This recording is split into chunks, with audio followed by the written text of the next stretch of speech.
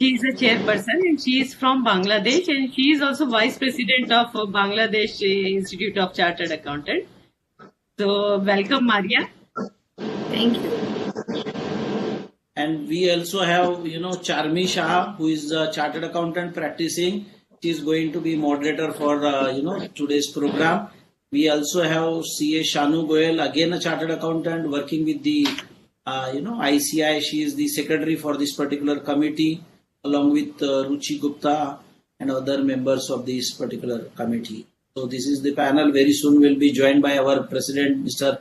Nihar Jambusaria, who is now currently the president of the ICAI and is our current leader, who is always again very sound technically person. So this is how, and of course, minute to minute and everything that Kimisha ji is trying to take. Over to Kimisha ji now because 11 o'clock has. Sir, over to Charmi for starting the session because President sir will join us at 11:15 sharp.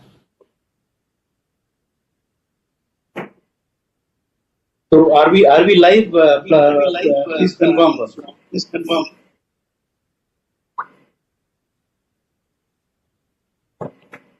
Shanu, please confirm. Yes, sir. So, you can start. Okay, so I'll start the session.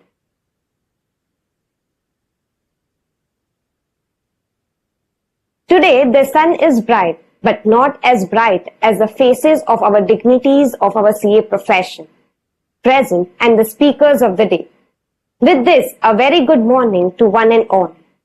On behalf of Women Member Empowerment Committee of ICAI, I extend a cordial welcome you all for the today's session on global capacity building initiatives for professionals and special focus on women member international perspective. I, CA Charmi Shah, co-opted member of Women Empowerment Committee ICAI, give you a cordial welcome. Today, we are here because we have a mutual passion towards our profession. It is said that our passion helps us all to unite, and the energy we create is what allows us to achieve our individual as well as group goals. And our passion is so strong today that we have overcome the national geographical boundaries and have come together. As rightly said by Michelle Obama, there is no limit to what we as women can accomplish. In this present world, it is said that a woman can do everything what a man can do. But from today, let's start a beginning to a world where a man can say that I can do a thing what a woman can. We have a galaxies of wonderful speakers with us this morning, and it is no surprising that this has been possible due to our passionate, dynamic, knowledgeable chairperson of Women Member Empowerment Committee, the only lady member elected as Central Council member of ICAI 2019-2022, CA Kamisha Son. To formally introduce her, she is currently chairperson of Women Member Empowerment Committee ICAI, second year in succession. She is also vice chairperson, Ethical Standard Board. She was in Women Leadership Committee of South Asian Federation of Accountants of SAARC countries 2019-2022 consecutive years. She is also a deputy convener, Digital Reengineering and Learning Directorate of the Institute of Chartered Accountants of India. She has been nominated as member to Distinguished International Forum for Accounting Professions such as SAFA committees of SAARC countries on professional ethics and independence and small and medium practices for 2 years in a row from 2016 to 2018. Again in the year 2019-20. In 17-18, she was also served as observer of International Ethics Standard Board for Accountants at the prestigious International Federation of Accountants, New York, and currently holds the position of Technical Advisor at IESBA, New York. She was the first woman chairperson of Indore branch, the first woman chairperson 2010-11, and the first woman chairperson of Board of Studies 1920. So may I take the opportunity to welcome CA Kamisha Soni. I request CA Kamisha Soni to take over the proceedings. Thank you, Charmi. Good morning, good afternoon, good evening, friends. And I welcome you all to one of its kind global webinar organized by Women Member Empowerment Committee of ICAI, especially designed and organized for the benefit of our women members. I hope all of you along with your family members are safe and sound. Today, we are fortunate to have with us eminent presence of our Vice President, Honorable C.A. Debashish Mitra ji, our past President and Chairman Executive Committee of World Congress of Accountants, IFAC, C.A. Praful Chhajer ji. We welcome you, sirs, to this webinar, and we will be honored to have a chance to listen to your guidance and words of wisdom. In absentia, our Honorable President Nihar Jambusaria ji, I would also like to welcome him, and our Vice Chairman WMEC CA Pramod Jain ji have added meaningful inputs to all our events held till now, and I am sure even today we are going to be benefited with immense knowledge. We also have some of the prominent women achievers with us who have made their mark professionally at global level. They are true examples of hard work, grit and determination which can lead women to professional heights. I welcome you all to this webinar and express my gratitude for sparing your time to be with us. Friends, discussion on global capacity building initiatives for professionals is the need of the hour, as today we are faced with unprecedented complex work environment where learn, unlearn, relearn is a crucial aspect. For one of today's sessions, we have distinguished speaker Ms. Satsuki Miyahara, who is Executive Board Member JICPA and also Director of Confederation of Asian and Pacific Accountants CAPA. She has rich professional experience of over 30 years, making her quite suitable to take session on very pertinent topic, importance of inclusion and diversity practice in accounting firms. Madam, we welcome you. We have very talented Ms. Jill Santos Gladys, Vice President Operation PICPA, who we are fortunate to host twice, earlier in year 2019 and now. At a very young age, she has grown exceptionally well professionally with her hard work and determination. Along with being successful profession, she is equally well known for her philanthropic activities which she undertakes through NGO Each One Teach One. Being an entrepreneur herself, she will give us insight on women entrepreneurship role of professional accounting organizations and importance in business sustainability. We welcome you, ma'am. We have among us very inspiring Ms. Yelena Misita, Chairperson IFAC PAO Development and Advisory Group. With her vast experience in professional accounting organization development, she is the apt person to take session on role of women in PAO development and strengthening the accountancy profession. We welcome you, ma'am. We are fortunate to have with us Ms. Maria, Chairperson SAFA Women Leadership Committee with us, with whom I have the opportunity to work together at SAFA platform. She has been very active professionally and is involved in continuous development of ICAB in various capacity as speaker, faculty and now as Vice President. With her rich experience, she is going to discuss on various capacity building initiative for women members and SAFA perspective. We welcome you, ma'am. And today we are going to relaunch our women portal with some added features. We have tried to modify it as per current requirements and needs of our women members. Do visit it regularly and be informed of our various initiatives that we come up with for you, our valuable members. I am sure all of our dignitaries for today will immensely contribute in enlightening and upskilling of our women members. Now, with this, I would like to take the opportunity to share with you a PowerPoint presentation showcasing the various initiatives taken by WMEC, Women Member Empowerment Committee of ICAI.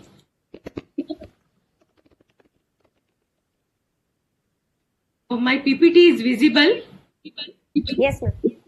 Yeah. Yes, ma'am. Yes, ma'am, it's visible. Women Empowerment Committee constituted by the ICAI to the augment women-centric program and initiatives for making them as mainstream performers at all levels, from corporate leadership to academics to practice. Year 21-22 is marked for women participant as lead performer of mainstream profession. The main purpose of formation of WMEC is to women in a leadership role, be it in practice or corporate scenario.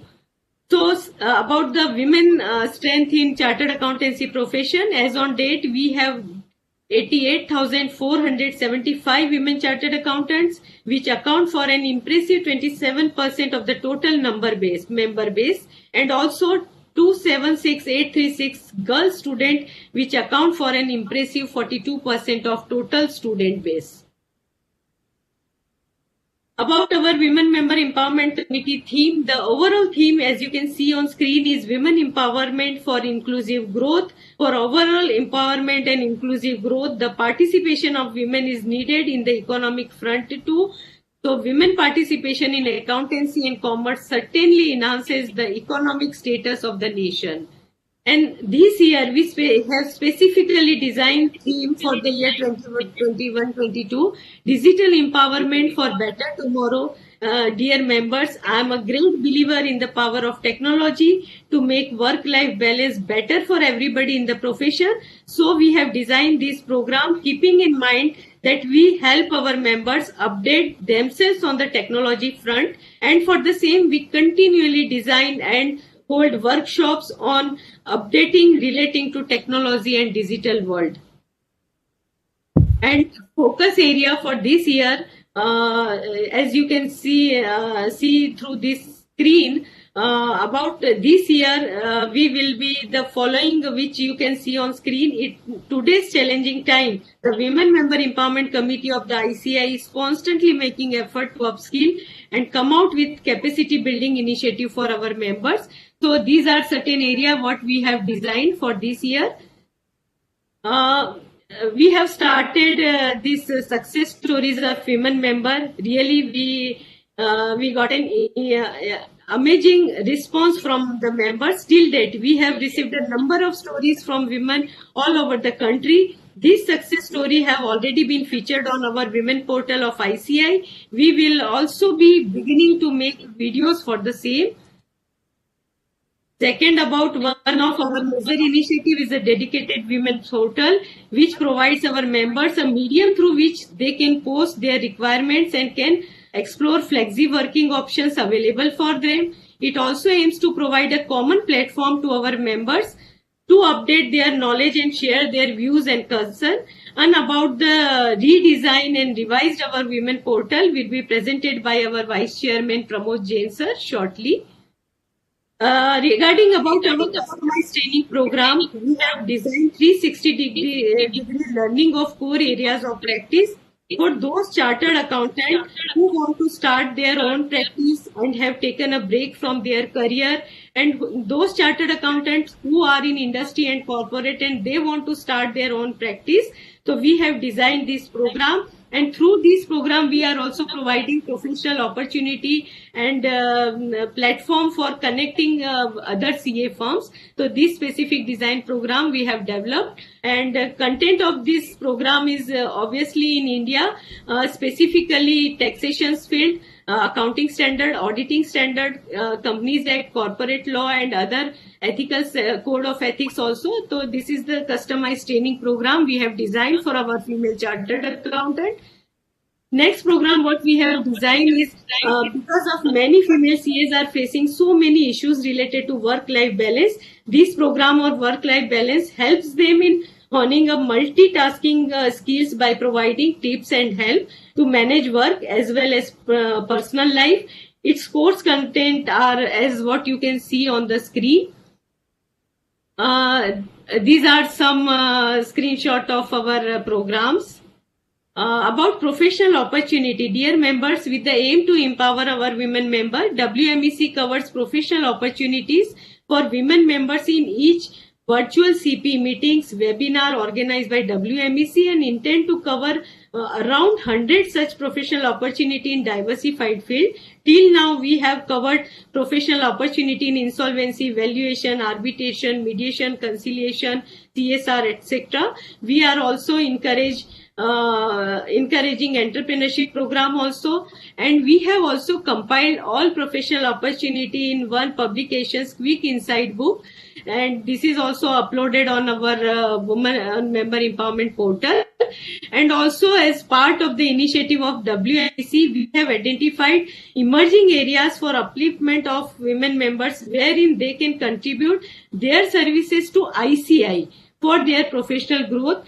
So our female chartered accountant in India, they can be examiner at ICAI, they can be content developer, technical reviewer, content writer, they can be faculty at ICAI platform through our various committees. So also that we have already compiled links of that particular committees and directed, and we have uploaded these on our portal. And about the SDG 5, the objective and purpose of creating awareness about the promoting SDG 5 is to emphasize its importance in today's dynamic and challenging economics, and how can accounting bodies contribute towards its achievement in any country. It will also aid in promoting the role of women professionals and their empowerment for achieving overall objective of an organization in sync with economic goals of the country. So we are also representing for SDG 5 also. And finally, second last slide, we have all compiled all type of professional opportunity from Government of India, and it has already been uploaded on our portal also. And about this something new about sexual harassment of women at workplace, we have in India one act related to that, Prevention, Prohibition and Redressal Act 2013. So in India, to deal with the issues of sexual harassment of women at workplace, we have compiled in the form of one brochures all act regulations and about these rules. So we have also uploaded on our women member portal also, and WMEC is also available on social media platform at Facebook, Instagram and Twitter. So our member can connect through this social media platform, so they can get motivational content also, and also important information as announcement related to women member initiatives. So now I look forward to working with all of you and invite your ideas to take up more constructive initiatives for the development of our women members, and hope that today's program will leave you more enlightened and knowledgeable. Once again, I welcome you all in this global webinar. With this brief, I will hand over to moderator Charmi Shah for taking the further proceedings. Thank you, Kamisha ma'am. A lady with new visions, personality, who has been inspiration and guide to many women CA and extends helping hand to every woman. Ma'am, your vision, support and guidance will surely help our women CA members to scale up new heights. Today, we are very fortunate enough to have with us Vice President ICAI, Dr. C.A. Debashish Mitra sir, who will be sharing his words of wisdom with us. To formally introduce him, CA Dr. Debashish Mitra, with his unerringment, has been elected as a Vice President of the Institute of Chartered Accountants of India for the year 21-22. Currently, he is serving his second consecutive term in the Council. Academically erudite, he is a senior practicing member, a cost accountant, company secretary, law graduate, and a qualified information system auditor.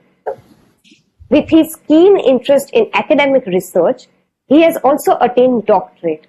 On the international front, he was the chairman of the Committee on Education, Training and CPD of South Asian Federation of Accountants and member of Audit Group of Federation, Confederation of Asian and Pacific Accountants, that is CAPA. He has also served as a member of the SAFA Committee on Auditing Standards and Quality Control. He has held several positions at ICAI. He has been former National President of the Institute of Internal Auditors India. With this brief introduction, I request Vice President Sir to share his view. Welcome, sir. Before Vice President, sir, just I would like to recognize the presence of our Honorable President ICAI, Nihar and Jambusaria ji. Sir, we welcome you in this webinar. Thank you. Thank you very much, Charmi, for that, for the kind words. The president of ICAI, and then the past president,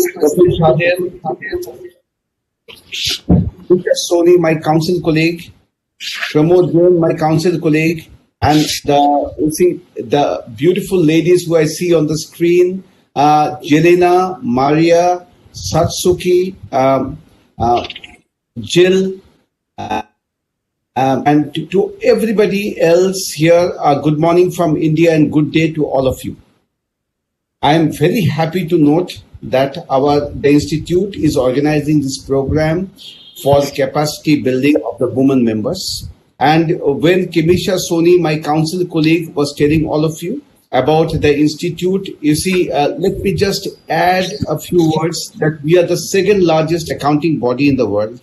And you see, when she says that 27% of our membership are women and 42% of our students are ladies, we are extremely proud of that statistics.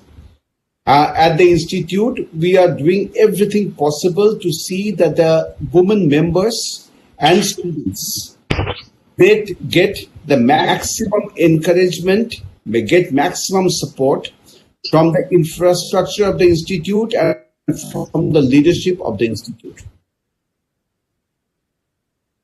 I was very efforts that the committee led by Kimisha is putting up for enhancement of the skills of the women members and also to further enhance the opportunities, the professional opportunities for women members.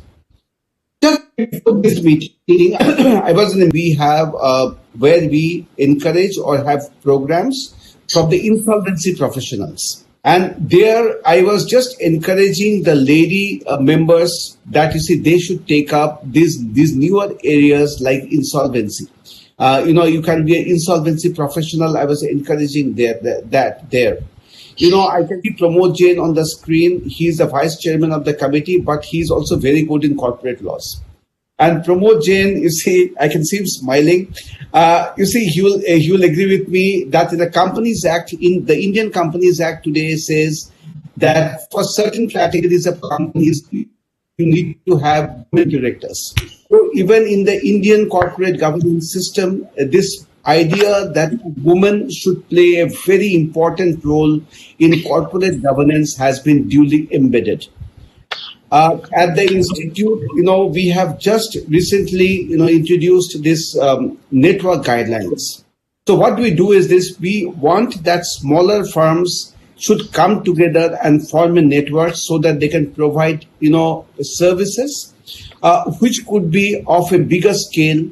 And they are successful in providing these services. So what we are encouraging is this, that the small firms may be run by women proprietors or having women partners, they can get together, form a network so that they can really come in the forefront of providing services. So we are trying our best to do this. I can see Praful Chajerji on the screen. Under his leadership and of course with Kimisha Soni, we are trying to see that the ethical aspects of the profession are never forgotten, not only by the women members but also by the male members. To us, integrity, independence and excellence are three words which are extremely important. And the Ethical Standards Board is doing everything needful to ensure that all our membership, including the women members, get the best in ethical standards in the world. So we are so much the women members, that 27% that Kimisha was talking about, are all committed to ensuring that the ethical standards are duly complied with. The Institute of Chartered Accountants of India has presence in 68 cities of the world, from 45 countries. We have 40 chapters abroad. The other day, I and the President had the pleasure of inaugurating two of our chapters in Europe, Helsinki and Munich. And to our surprise, not to our surprise, but to our great pleasure, we found that in the case of both the chapters, the leadership role was being played by the lady chartered accountants. So we have, lady chartered accountants abroad, about 40,000 of our membership are abroad. And in this also, the lady chartered accountants, they play such an important role. So at the Institute, we are all committed to the growth of our women members, and we want that the women members of our profession and the women members, the women chartered accountants all over the world should get a rightful place in the scheme of things, and should also play a very important role as a partner in nation. With these words, I once again thank the committee for having invited me here, and I wish this program the very best. Thank you very much.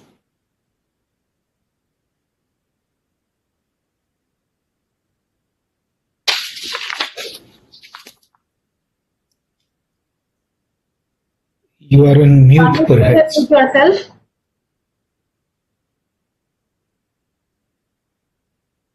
Charmi, please unmute yourself.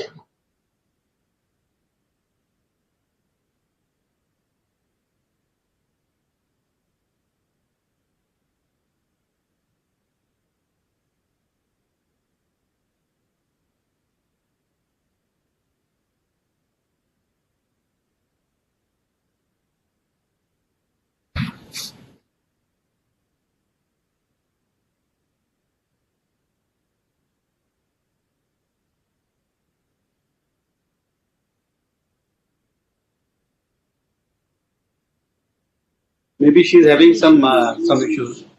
So Yeah. I'll take a bit forward. Yeah. I would take this. Chami, get it corrected by that time. And namaste to all. Honorable and respected President of ICAI, sir. Honorable Vice President CA, Dr. Debashish Mitraji, our past President and my first President, CA Praful Jhajerji, the Chairperson of the Women Members Empowerment Committee of ICAI, CA Kimisha Soniji, all the four great speakers today, the leaders in their own country, Satsuki from Japan, Jill from Philippines, Jelena ji from IFAC, and SAFA Chairperson for the Women Committee, Maria ji. In fact, this Women Members Empowerment Committee has been doing a great job in this year as well as the past few years. And the series of updating our members, this program also is there for capacity building from the international perspective. So we are having the leaders of various countries, Japan, Philippines, and other countries, to address the members. And I'm just happy to share that currently we are having more than 1,000 members throughout the world attending it.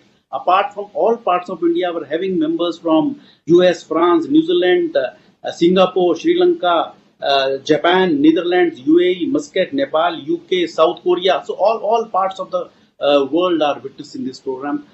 I'm hoping that this program would be a great learning process for everyone. And just our Honorable President, just to introduce a very small way. You know, I have been knowing our Honorable President in my first term of the in this council, where I was his vice chair, where he was the chairman of the International Tax Committee on the International Tax of ICAI. So a great person with a great knowledge on international tax, Ind AS, as well as a great down to the earth person and very humble with a good sense of humor too. I really welcome you, Honorable President, sir.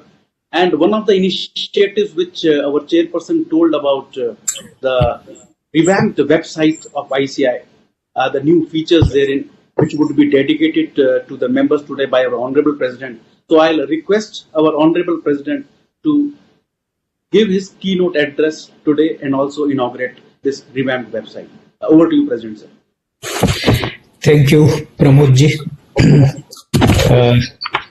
The Vice President of the Institute, CA Dr. Debashish Mitra, past President of the Institute, and our friend, philosopher and guide in the Council, CA Praful Chhajerji, Kemisaji, Pramodji, the speakers from across the world, Tokyo, Philippines, and other parts of the world.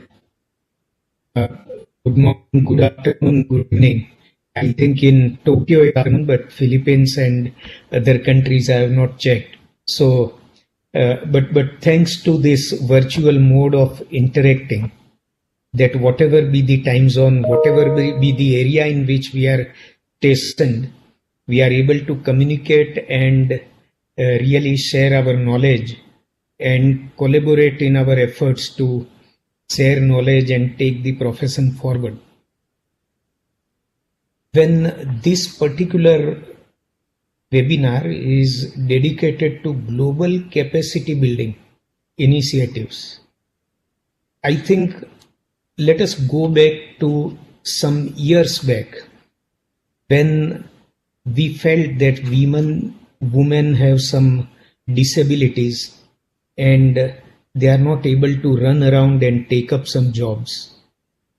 Now the time has come when everything is become virtual, seamless, and you can do any activity from any part of the world. I will not say any part of India, but any part of the world.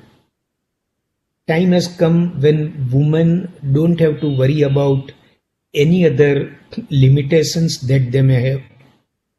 They can operate from anywhere, even from home. They can render services which anybody running around in different parts of the world can render. So that is one natural help that has come from technology. And I think every woman must grab this opportunity and start working from anywhere in the world. If I talk about this committee relentlessly works for the benefit of women and help them, handhold them in so many initiatives of the Institute. Particularly in the presentation that was made by Kemisaji, the SDG 5, Gender Equality in Sustainability. Our institute has set up a separate sustainability reporting standards board. I think this one SDG, Women Empowerment Committee, can take a responsibility of and deliver from here. So that much responsibility of SRSB will be reduced. And you are doing it well to bring about the awareness and do everything for bringing gender equality. We have 2 other council members, including a past president, to help her in this initiative, and I am sure that the committee will do well to promote this SDG in India. Even Vice President talked about independent director opportunity. Another, networking is for everybody. And see, time has come where any firm of chartered accountants, whether led by women or led by men, has to grow in size if you want to give bouquet of services. Take several examples, like take a single example of insolvency law. If you want to practice this, in India you require services of a company secretary, even cost accountant, advocate, engineer, architect. And if you want to really run this practice effectively, then you require multidisciplinary partnership. The council has cleared all rules for multidisciplinary partnership. I understand form number 18 is pending with MCA, and as soon as it is approved, you can start registering MDP and take advantage of multidisciplinary partnership also. So networking guidelines and MDP both will be useful to you to grow big, and individually it is very difficult to practice some areas in which a chartered accountant may indulge, and particularly at a time when we have shifted our focus from audit service provider to business solution provider, we need to grow big, and I am sure this committee will do well to encourage women also to grow big and not practice in silo in proprietary concerns. Particularly today, this portal which is being relaunched with many additional features and which is supposed to provide opportunity to women to register here and offer their professional services, and any firm or corporate who wants to avail these services, they can also register, interact with each other, and this portal will be for win-wins, will be a win-win situation for both the sides. And with relaunched portal with additional features, it will help women to a great extent. So it's a great pleasure to be a part of this webinar where you are taking up global capacity building and at the same time relaunching the portal with added features. It's a pleasure to be part of it, and please tell us what Institute can do in addition to whatever is being done by the committee. We are all at your beck and call to help you in any manner you require. Thank you so much.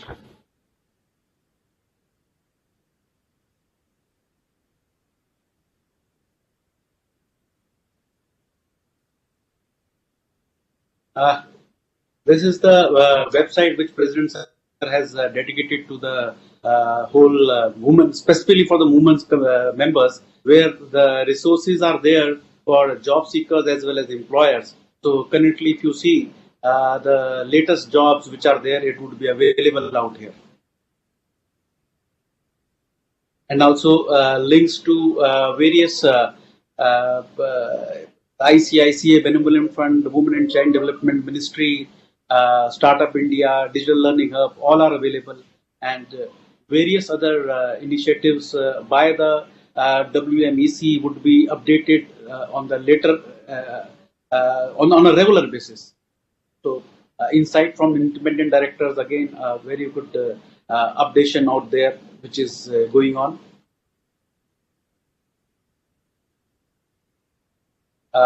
Thank you very much, President Sir, for relaunching this revamped website of WMEC for the benefit of members. I really thank you from the core of my heart, from the whole, on behalf of the WMEC, the Honorable President as well as Vice President, Sir, for sparing your invaluable time and addressing the women members throughout the world and enriching their knowledge. Thank you, both of them. Congratulations, and this website is now open for you to use it with immediate effect. Thank you. Thanks. Hearty Thank you, congratulations sir. and all the best. Thank you, sir. Thank you. Thank you, sir. Thank you. Over to Charmi. Before starting the session, I would put on record, thank you, President Sir, Vice President Sir, and Pramod Sir to guide us. Women are leaders everywhere. You look from CEO who runs a Fortune 500 company to the housewife who raises her children and herds her household. Our country was built by strong women, and we will continue to break down walls and defy stereotypes.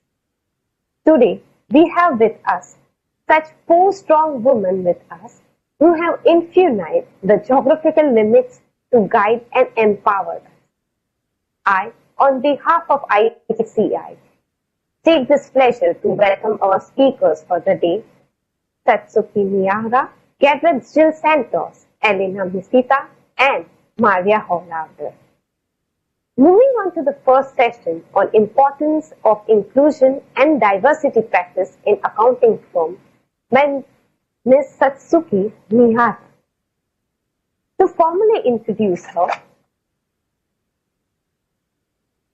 she is Executive Board Member, International Affairs, the Japanese Institute of Certified Public Accountants, in charge of International Affairs since July 2019, and has taken over the role of Director of CAPA from August 2019 till date. She has to her affiliation KPMG Co-Chairman, Women Corporate Director, Japan Chapter 2017 till date. She is also an audit partner of KPMG AZSA LLC. With this brief introduction, I request Satsuki Madam to please take over the session. Over to you, ma'am. Good morning, good afternoon, good evening, wherever you are. I am Satsuki Miyahara. Thank you for the introduction. I'm from Japan, and I'd like to thank you for this opportunity to share with you our experience and some of our strategies going forward with regards to diversity and inclusion at an accounting firm in Japan. I would like to share my screen. I'm not sure if I can do this right, but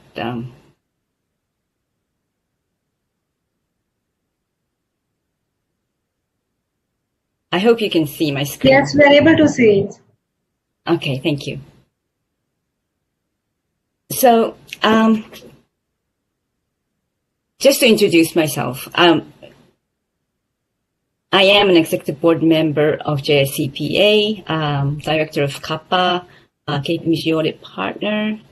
I also have another role as KPMG Japan head of inclusion and diversity.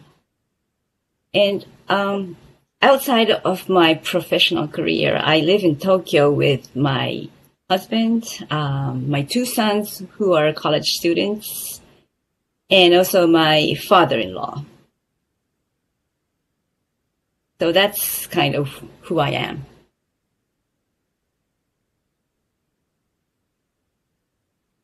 Before going on to the main theme, which is diversity and inclusion in an accounting firm, I would like to give you some background information on Japan as a whole and JICPA in terms of diversity, focusing on empowerment of women. So Japan's is an aging society where the labor population is shrinking. So the Japanese government has been taking measures that support existing and potential working mothers, among other things. However, Japan ranks 121st out of 153 countries in the Global Gender Gap Index by the World Economic Forum. This is a very disappointing number.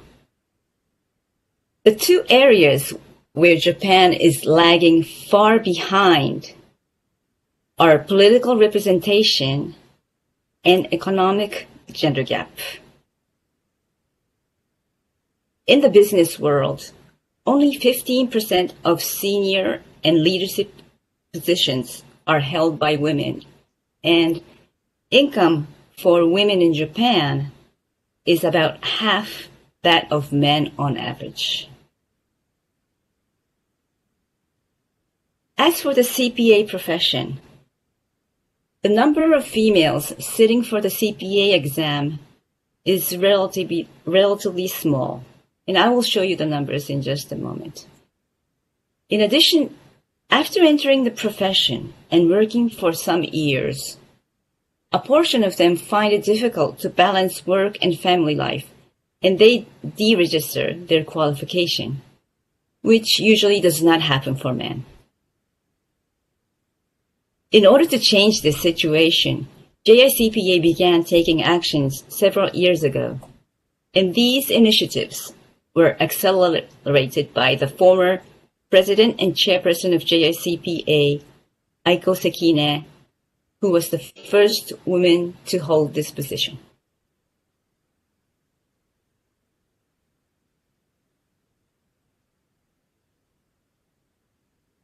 Okay, this slide shows the progress that we have made since then.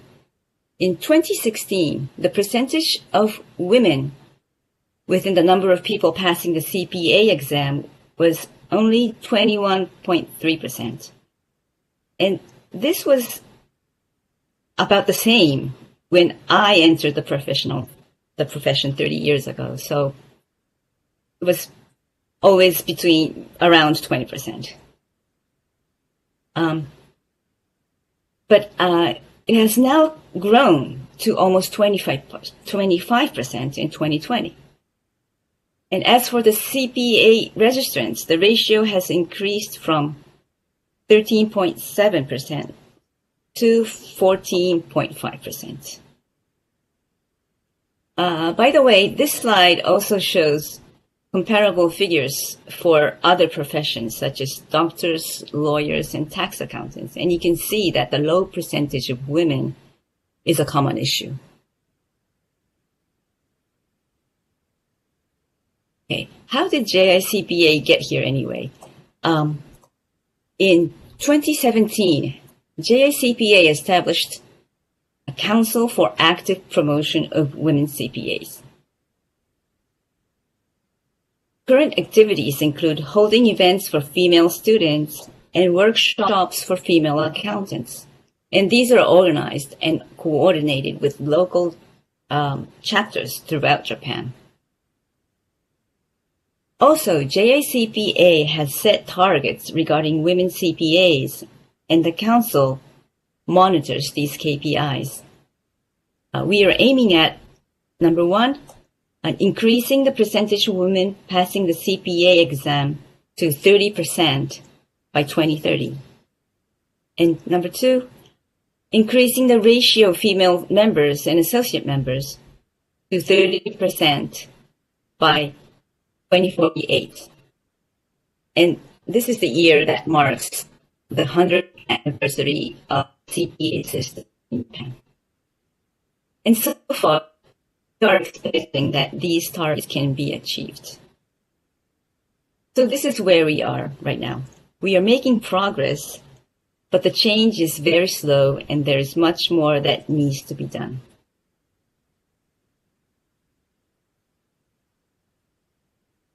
So now let's think about what we can do in an accounting firm. In terms of communicating the firm's strategy, in KPMG, we use the term inclusion and diversity, where inclusion comes first. This is because diversity is simply talking about the demographics that the workforce is comprised of different types of people. That is not what we are aiming at, and we need an inclusive organizational culture as the basis. So what is an inclusive workplace? It is where everyone feels that they belong. You can bring your whole self to work. You feel that it is safe to be your true self, and it is okay to speak up when you have something in your mind because your voice is always heard. There is empathy among the team. You are eager to listen to each other. With this kind of atmosphere, people are motivated, more confident, and as a result, are more productive and are able to come up with innovative ideas. This leads to providing high-quality services to clients.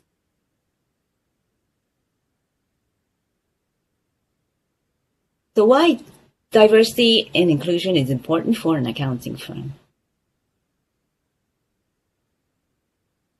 First of all, it's for attracting talent. Recent trends suggest that the younger generation prefer to work for employers that can demonstrate greater diversity. In an aging society where the labor population is shrinking, you would need to showcase a working environment that supports diversity to attract young, best talent. And number two is for retaining the people. In Japan, accounting firms basically hire staff after they have passed the CPA exam. But even so, much effort is required to practically train the young professionals. Retaining the best talent is key in terms of continuing its services and growing its business for accounting firms. And the third is producing quality work.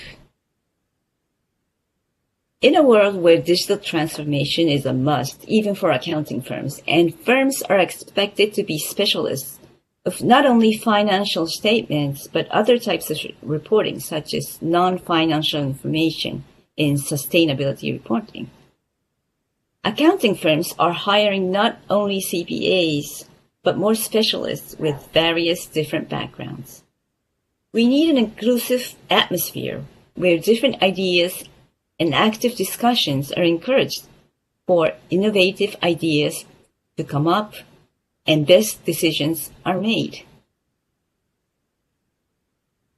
And in case of auditors, in order to exercise professional skepticism as a team, again, inclusion is the key. First of all, a staff needs to be motivated, alert, and thinking very well to perform meaningful audit procedures and discover irregularities. It should not be going through ticking the box exercises in a tired state of mind. Also, for example, let's assume that a team member discovers an exception in the accounting record and thinks that it may be an indication of fraud, but is not sure about that. He or she may be reluctant to speak up unless there is this atmosphere where everyone's voice is heard. If the partner or the manager is always busy and puts too much priority in getting the work done on schedule, or is reluctant to listen, it is likely that the issue is never discussed among the team members and is overlooked for years. When the issue is finally identified by someone other than the auditor, and the amount of the fraudulent transaction had built up, the firm is likely to be in a huge trouble.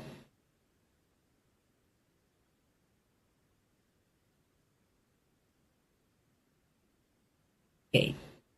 Some key points in achieving diversity and inclusion in a professional firm.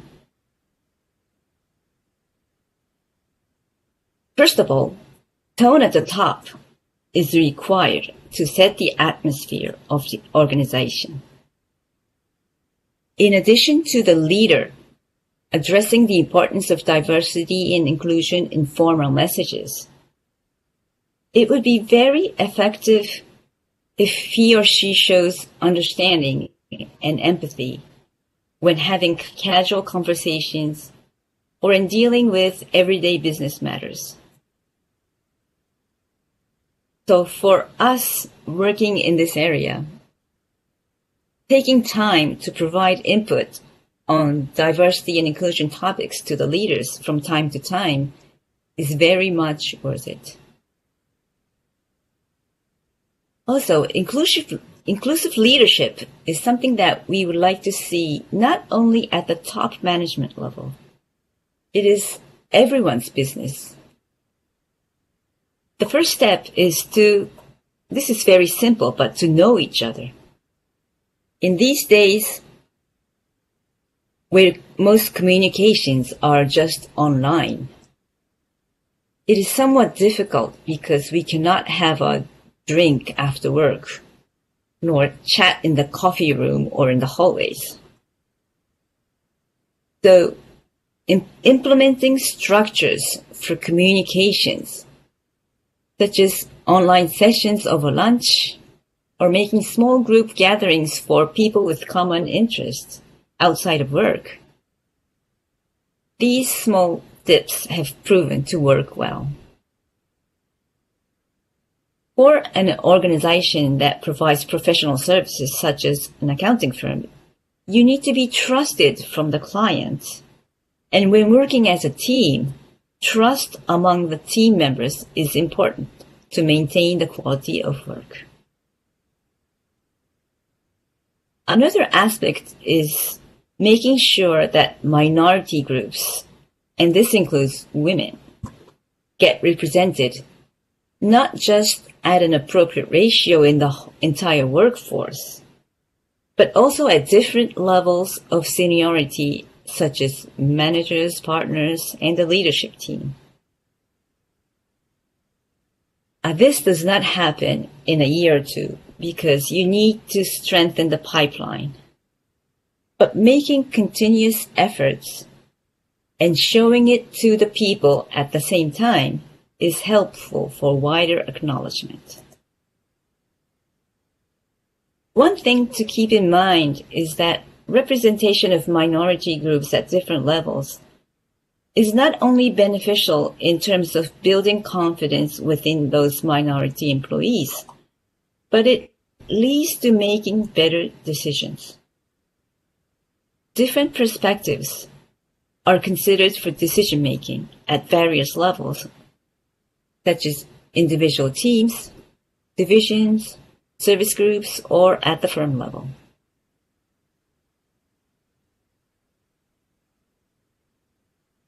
After all, an inclusive culture that values diversity leads to better decision-making, drives greater creativity and innovation,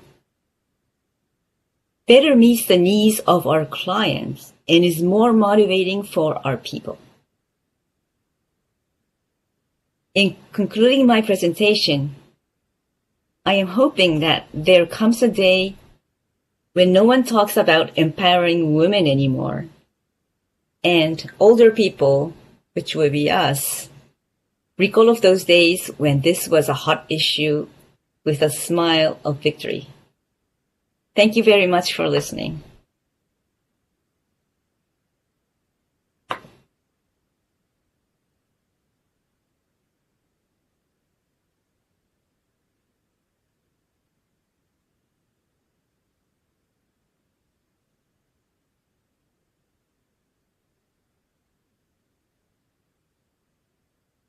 As it is rightly said, leave nothing for tomorrow, which can be done today.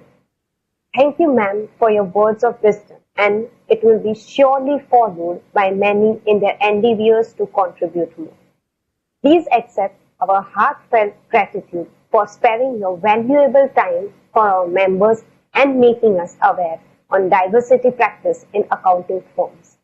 Today, our members feel blessed and inspired by your words of wisdom. Thank you again, ma'am. Moving on to our second session on importance of women entrepreneurship, role of professional accounting organization, and importance in business sustainability. We have with us Ms. Gadriz Jill Santos. I take the pleasure to formally introduce her. She has to his accolades the following officership. She is an executive committee member of DFA International Asia Pacific 1920, National Vice President for Operation 2021 for Philippine Institute Certified Business Public Accountants, that's CAPA 2021, and Vice President Associates of PPA in Public Practice, past Club Treasurer, Rotary International RC West CDU, past Chapter Secretary, Government Association of CPAs, GAPP, past Regional Treasurer, Association of Communicators. Presently, she is the President CEO at the NCBPO Industry, PESA Global City. She is a president at Teach One Foundation Industry at Gayayan de Oro City. She is also a founder CEO at JSG and Company at Benifestio Global City, Makati City, Cebu City, Devoco City, Cayada de Oro City.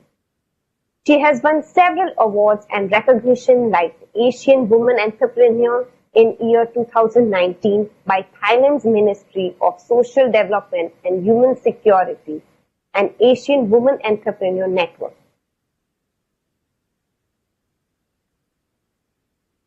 She has also professional licenses for CPA, real estate broker, and real estate appraiser.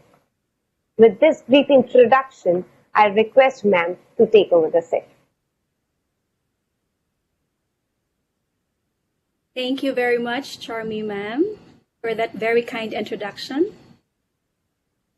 To the dignitaries in this webinar platform, friends, my fellow speakers, ladies and gentlemen, good afternoon. Let me start my talk by expressing my heartfelt gratitude for ICAI for this opportunity to be one of your speakers today. Having been lined up with high caliber speakers in this webinar platform is by itself an honor to me. I remember I was speaking before an audience of chartered accountants, mostly women, 2 years ago in Delhi and in Agra. I was completely overwhelmed by the enthusiasm and dedication of women accountants in India in advancing towards a better and greater versions of themselves. I salute you. Special mention to CA Kamisha Soni for spearheading the WIMIC committee. And I thank you for having me this afternoon. May I request Shano to please share my slides? I emailed it right here.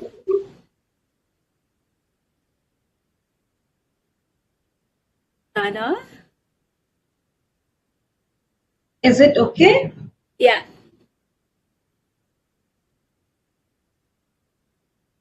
You can put on the bigger slide for the first one. Slideshow. Is it okay now? No, sorry. Yeah, that one. Thank you. All right. Next slide, please.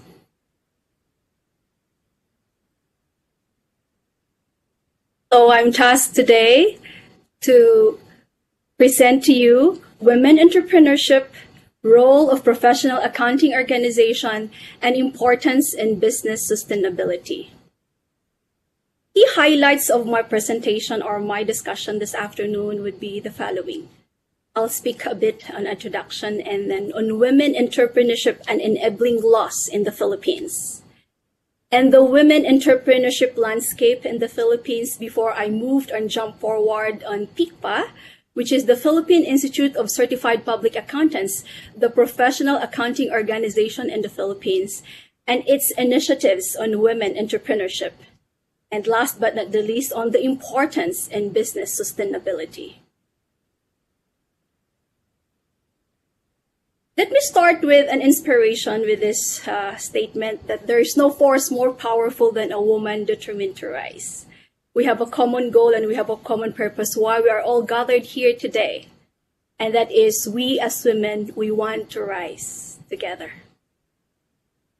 And so by way of introduction, I'd like to share with you Philippine settings on as far as women entrepreneurship is concerned. Women entrepreneurship leads to innovation, employment generation, value creation, and people development. Concrete manifestations of entrepreneurship are small and medium-sized enterprise, which is a backbone of the national economies in countries like my country, Philippines. The development of the SME sector is essential for sustainable development and economic growth. And I'd like to share with you this information that in the Philippines, women constitute approximately 50% of our entire population of 111 million people and have a very significant role to play in the social, cultural, and economic spheres of the society. Filipina or women entrepreneurs in particular make a substantial contribution to national economies through our participation in startups and in our growth in the informal sector. In achieving sustainable and competitive growth in business, women are now stepping forward beyond being just consumers and industry leaders of the entrepreneurs. Hold in a moment, maybe I can just share my slides, sorry, so I can control.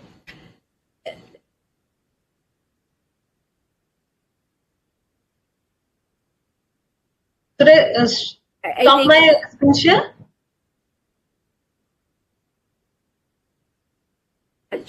Slide prior to this, please.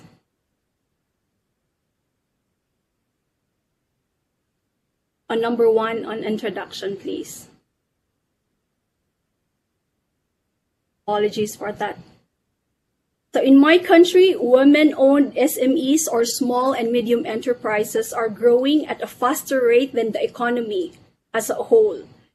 The increased flexibility inherent in owning one's business allows women to contribute to the income of their families while balancing work and family responsibilities, enhancing social cohesion, and in giving educated and trained women an outlet where they could capitalize on their skills without the glass ceiling roadblock in corporate advancement. The resulting economic independence also reduces disparities between men and women in the Philippines, leading to a more active and representative role of women in economic and political life.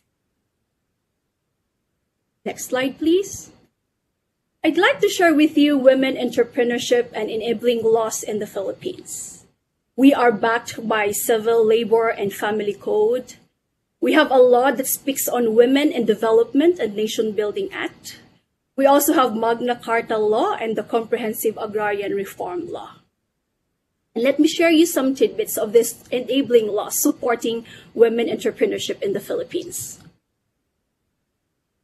Since 2006, the Global Gender Gap Report by the World Economic Forum has measured gaps between men and women based on 4 key indicators: economic participation and opportunity, health and survival, educational attainment, and political empowerment. And I'm happy and proud to say that the Philippines has ranked the 17th among the 156 countries in the Global Gender Gap Report of 2021 of the World Economic Forum. But specifically in Asia-Pacific region, the Philippines placed second next to New Zealand. Preliminary evidence suggests that the COVID-19 crisis and the related economic downturn have impacted women more severely than men, partially reopening gaps that had already been closed. It's worth noting that last year we were on the 16th in the rank and we fall down in 1 notch. Now we're in the 17th. My country, the Philippines, has enacted a number of laws that supports women economic agency. These include portions of the Labor Code, the Women in Development and Nation Building Act, and that act promotes the integration of women as full and equal to men, and the Magna Carta for Women and Comprehensive Agrarian Reform Law. The Labor Code of the Philippines, specifically Article 3, states that the state shall afford protection to labor, promote full employment, ensure equal work opportunities regardless of sex, race, or creed, and regulate the relations between workers and employers. The state shall assure the right of workers to self-organization, collective bargaining, security of tenure, and just and humane conditions of work. However, there's a research that found out that women entrepreneurs face constraints that men do not in my country, and that includes limited access to capital and credit due to lack of collateral, lack of information and time constraint imposed by domestic obligations, women being wives and mothers to children, and to some extent, there's a bit still of a discrimination in the workplace. Another enabling law, which is the Women in Development and Nation Building Act, is aimed to promoting women as equal to men and expressly confirms that women have the same capacity to enter into contracts as men. Yet, many banks prefer the signature or consent of the husband in financial transactions, and some still demand that the male partner co-sign in any financial concerns or any financial contracts. The Magna Carta Law of Women guarantees the civil, political, and economic rights of women in the marginalized sectors. It mandates the government offices, including government-owned and controlled corporations and local government units in the Philippines, to adopt gender mainstreaming as strategy for implementing the laws, attaining its objective. Another law, which is the Comprehensive Agrarian Reform Law, provides that all qualified women members of the agricultural labor force must be guaranteed and assured equal rights to land ownership. Yet, men are perceived as the primary landowners despite several initiatives to institute land reforms.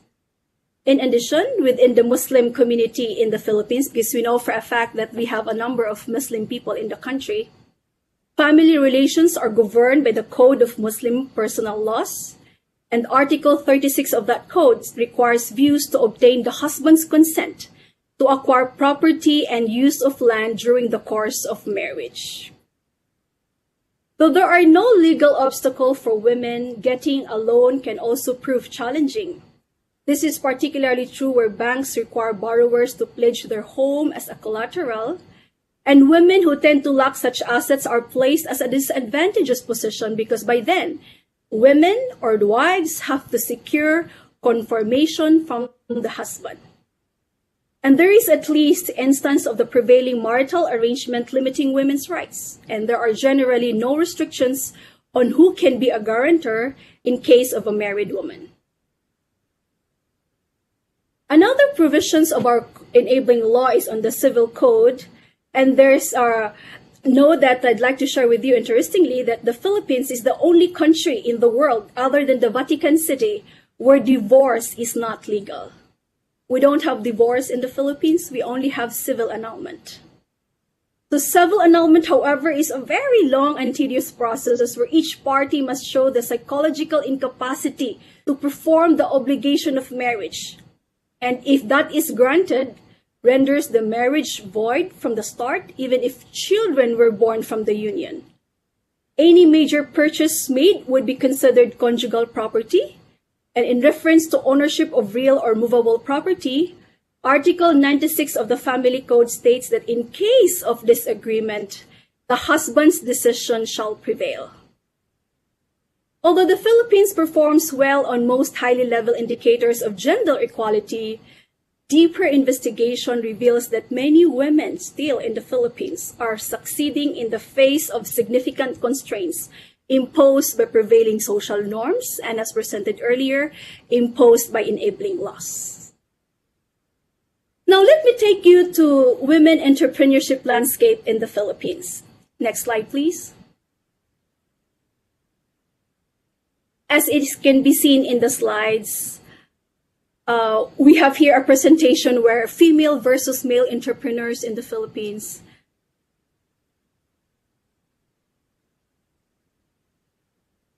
As you can see that the graph shows the share of respondents to the Future of Business survey that selected each category when answering multiple choice questions on entrepreneurial motivations, financing, and learning. Responses, though, in this survey or in this study were made in December of 2017 and January of 2018 from business owners whose company's digital presence include a Facebook page at the same time. Now, as I earlier mentioned on the enabling laws, interestingly, this confirms the study or the result of this study, where when you can see that while there are a lot of women entrepreneurs in the country, the answers as to questions on why did they start their business would range from women would normally have the highest yes answer that the reason why they're doing into business is to have a source of income. And they have the same score when answering to make some more money and to pursue an interest or hobby and also to be more independent. But in terms of having a business or an entrepreneurial spirit of having this kind of a business for purposes of having work-life balance, men relatively have the higher confirmation as compared to women. But interestingly, as to sources of financing, where the men or women source their business when they started, you can see here, across the board, it's always the men having the high scores, but in terms of spousal funding as a source of in starting the business, women generally have a higher score because, again, limitations in the Philippines, while women are empowered in terms of credit ratings or securing of loans or having seed fund money with collaterals on property, to some extent, women in the Philippines have limitations. There are about 900,000 registered enterprises in the Philippines, and estimated 10% of this. Can you please show this next screen, please?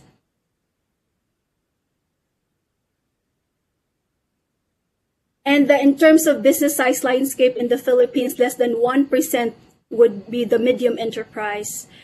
Another less than 1% would be the large enterprise, and 10% coming from small enterprise, while the 90% of the majority chunk comes from the 90% will be coming from the micro enterprise. And there are about 900,000 registered enterprises in the Philippines, and while SMEs have grown, small organizations tend to employ fewer people.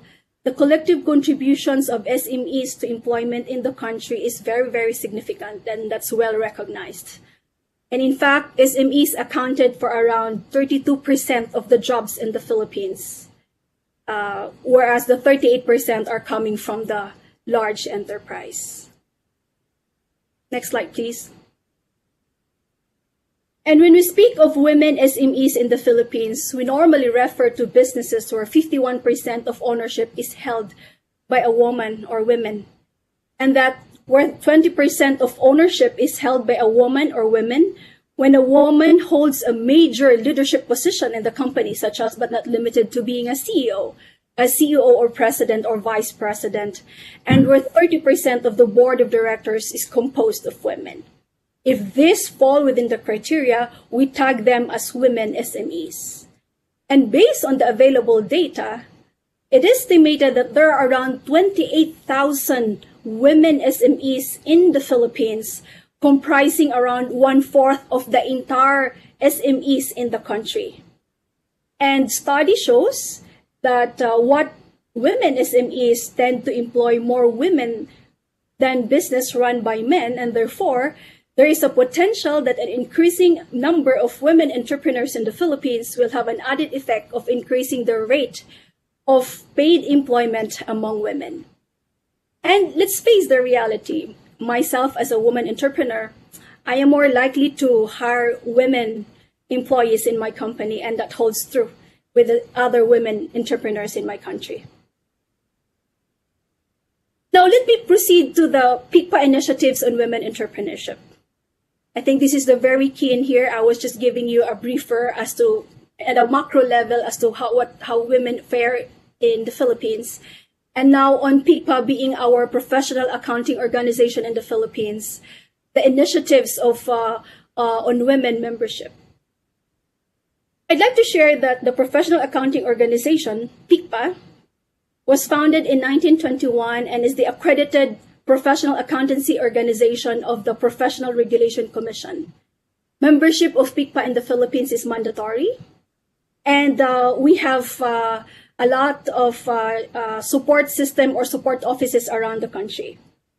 The very primary responsibility of PICPA is to promote and maintain high professional ethical standards among accountants in compliance to Code of Ethics, developing and improving accountancy education, protecting CPA designation, carrying the fact-finding component of investigation and the delegation made by the Professional Regulation Commission. To some extent, we have a PICPA ethics board in the APO itself.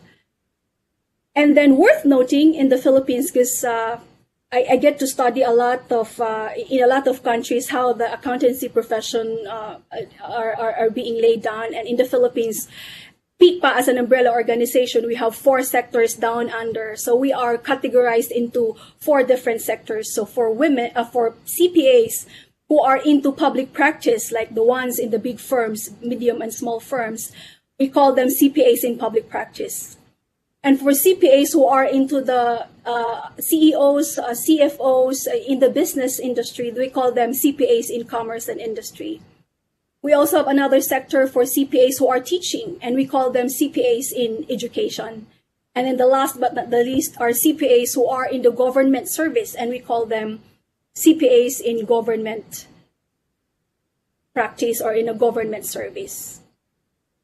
Our theme for this year for PICPA is our banner theme, Filipino CPAs Rising in Solidarity Amidst Challenging Times. Is a befitting theme for this year amidst COVID-19. And I'm happy to share with you in the next slide our key various programs in promoting women entrepreneurship in PICPA.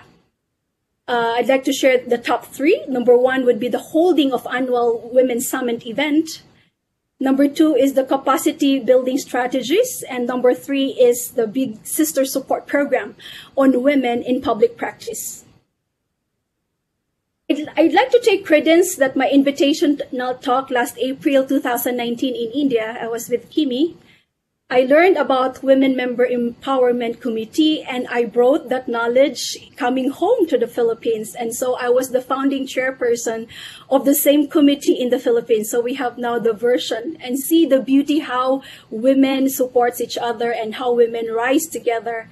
Because the learning that I got from India when I was there, I brought it to the Philippines. And last year, we had a very big event we conducted in celebration of a World Women's Month.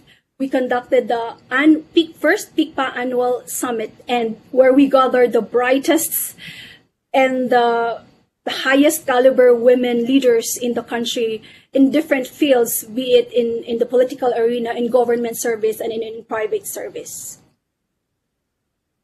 On capacity building, we collaborate projects with the government. So in the advent of COVID-19, we conduct a lot of webinar series where we teach women CPAs like urban vegetable and ornamental plants for those who would want to jump in and do business.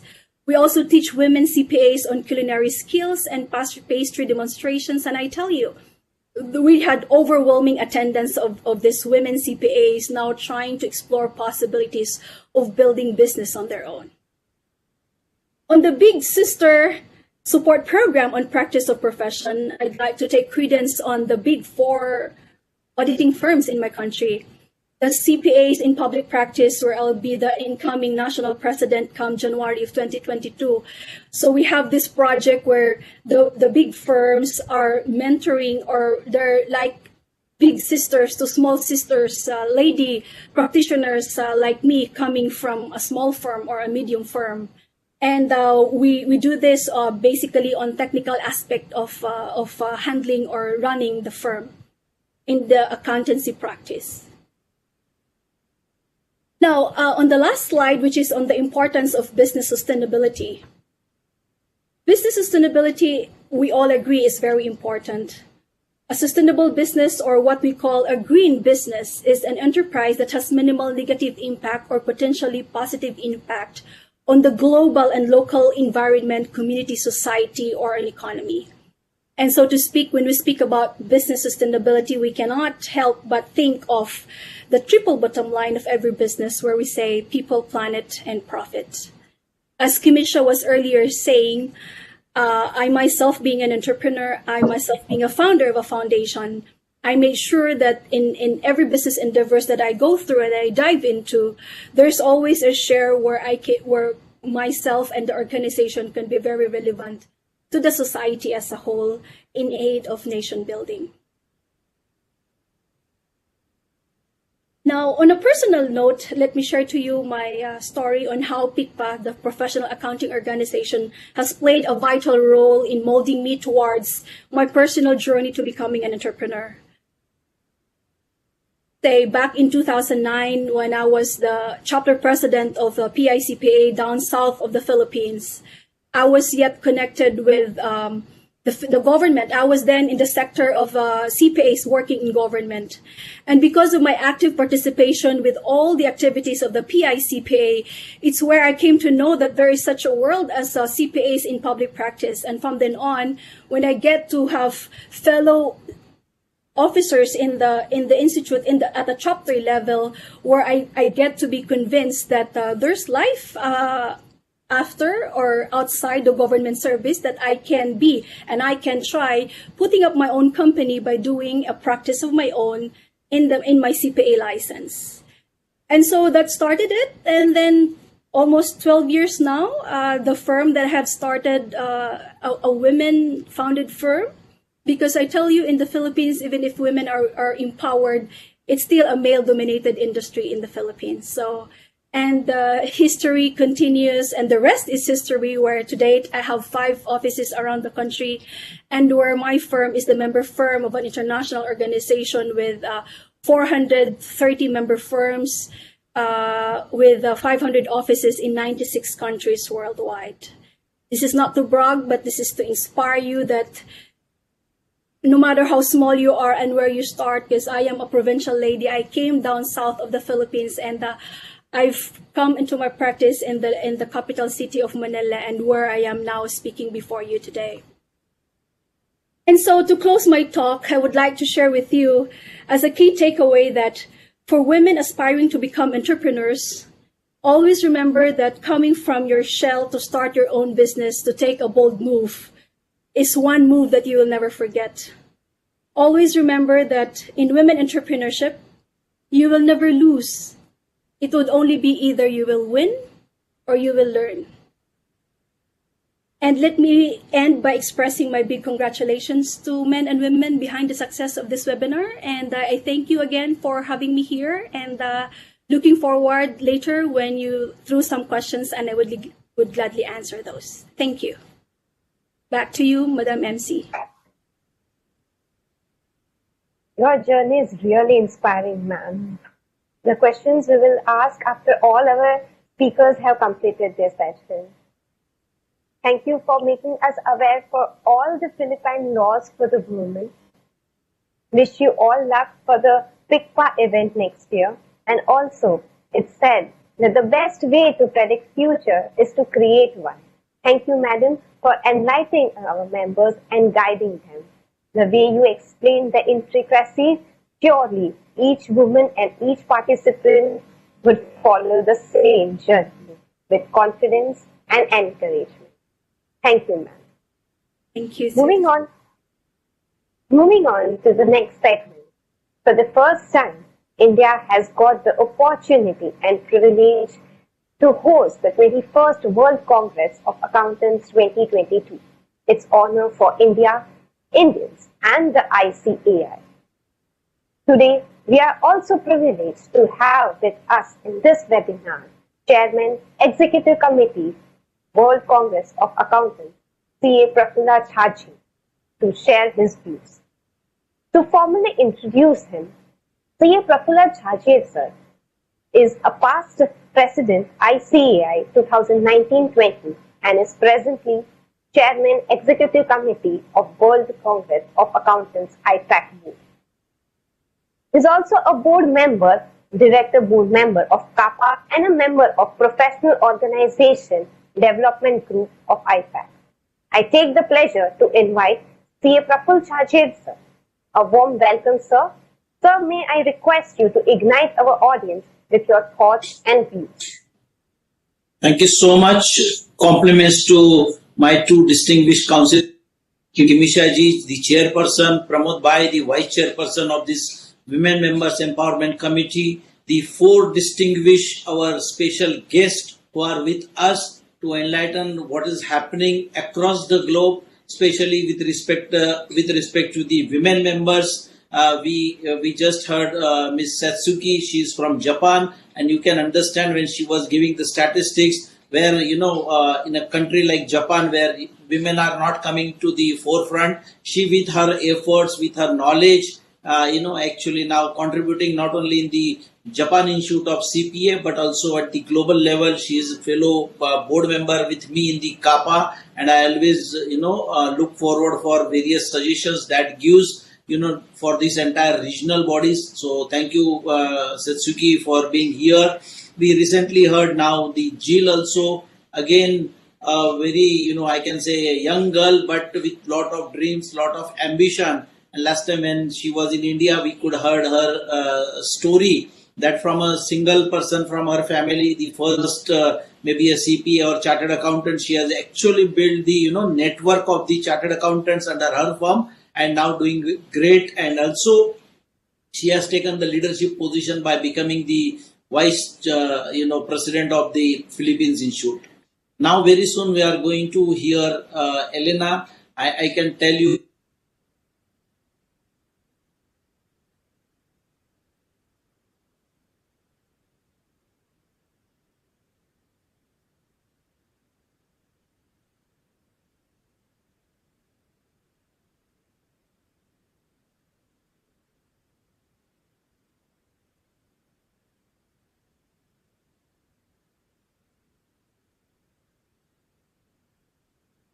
network view.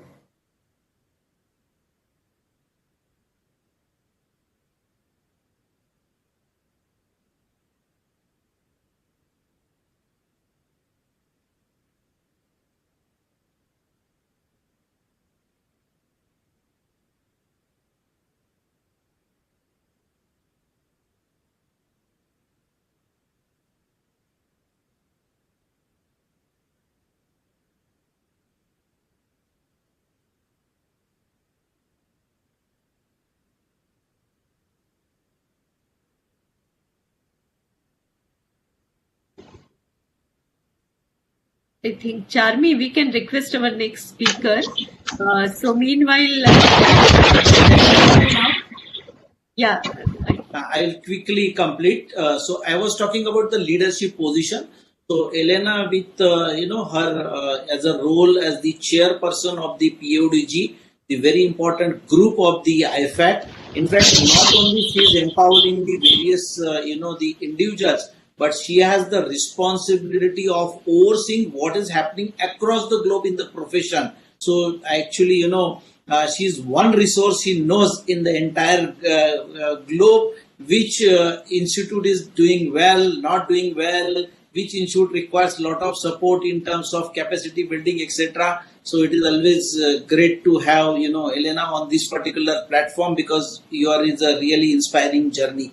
And when friends, we are having people from the Japan, which is again advanced country. We are having people from the Europe. How our SARC country, SARC region can be behind. And today we have the Maria, who is the chairperson of the SAFA Women Empowerment Committee. The same role I think Kimisha Oji was handling, maybe last year or a year before that. So my only limited point why I am here, because last time when I was the president 2 years before, I used to meet so many female chartered accountants, and many times I used to feel that they got tremendous knowledge, they got fantastic academic scores, but when it comes to executions, probably they are not into that particular forefront that, okay sir, I'll start my practice, okay sir, let me take some entrepreneurial journey, okay sir, let me take up the corporate job, etc. But I think the efforts of the WMEC will definitely help each one of you to become the future leader.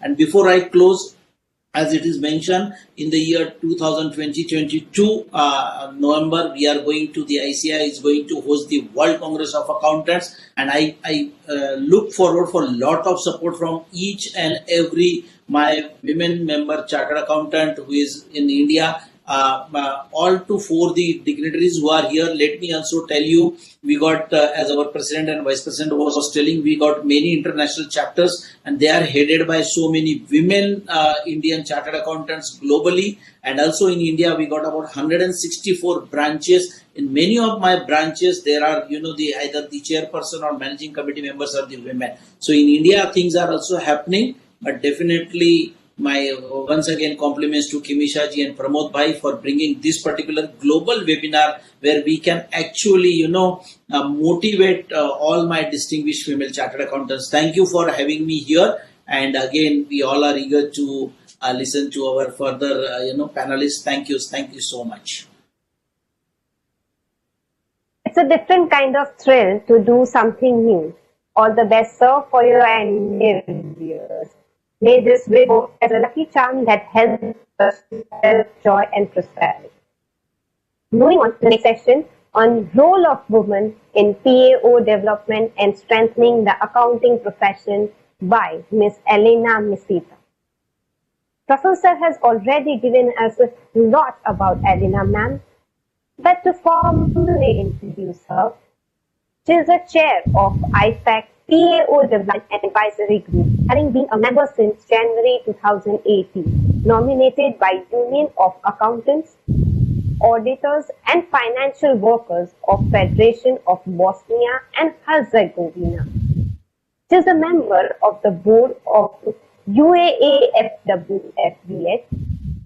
and also serves on various profession-focused boards, committees, and represents her country in international organizations. In March 2020, she became a member of the country in state-level Accounting and Auditing Commission of Bosnia and Herzegovina that is involved in regulation of the accounting profession, including education matters. For over 10 years, she has served as the CEO of Revicon, a company concerned with business consultancy, research, and development.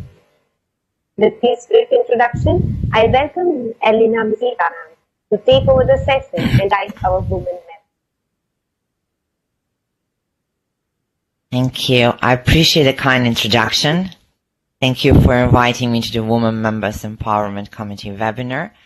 I'm such honor and privileged to have the opportunity to be with you today.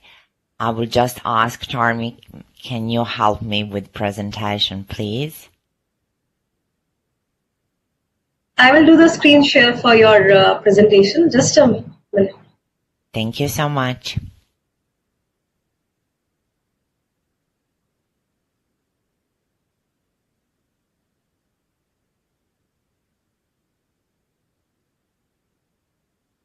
Is it okay? Can you please go on full screen? I guess Just see just the part of it.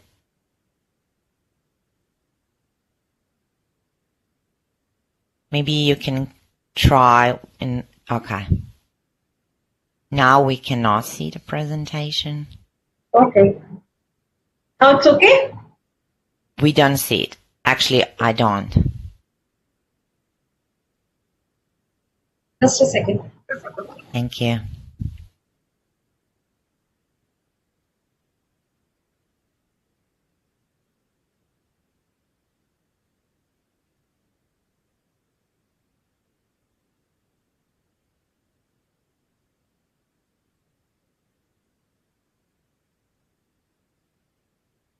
Slideshow.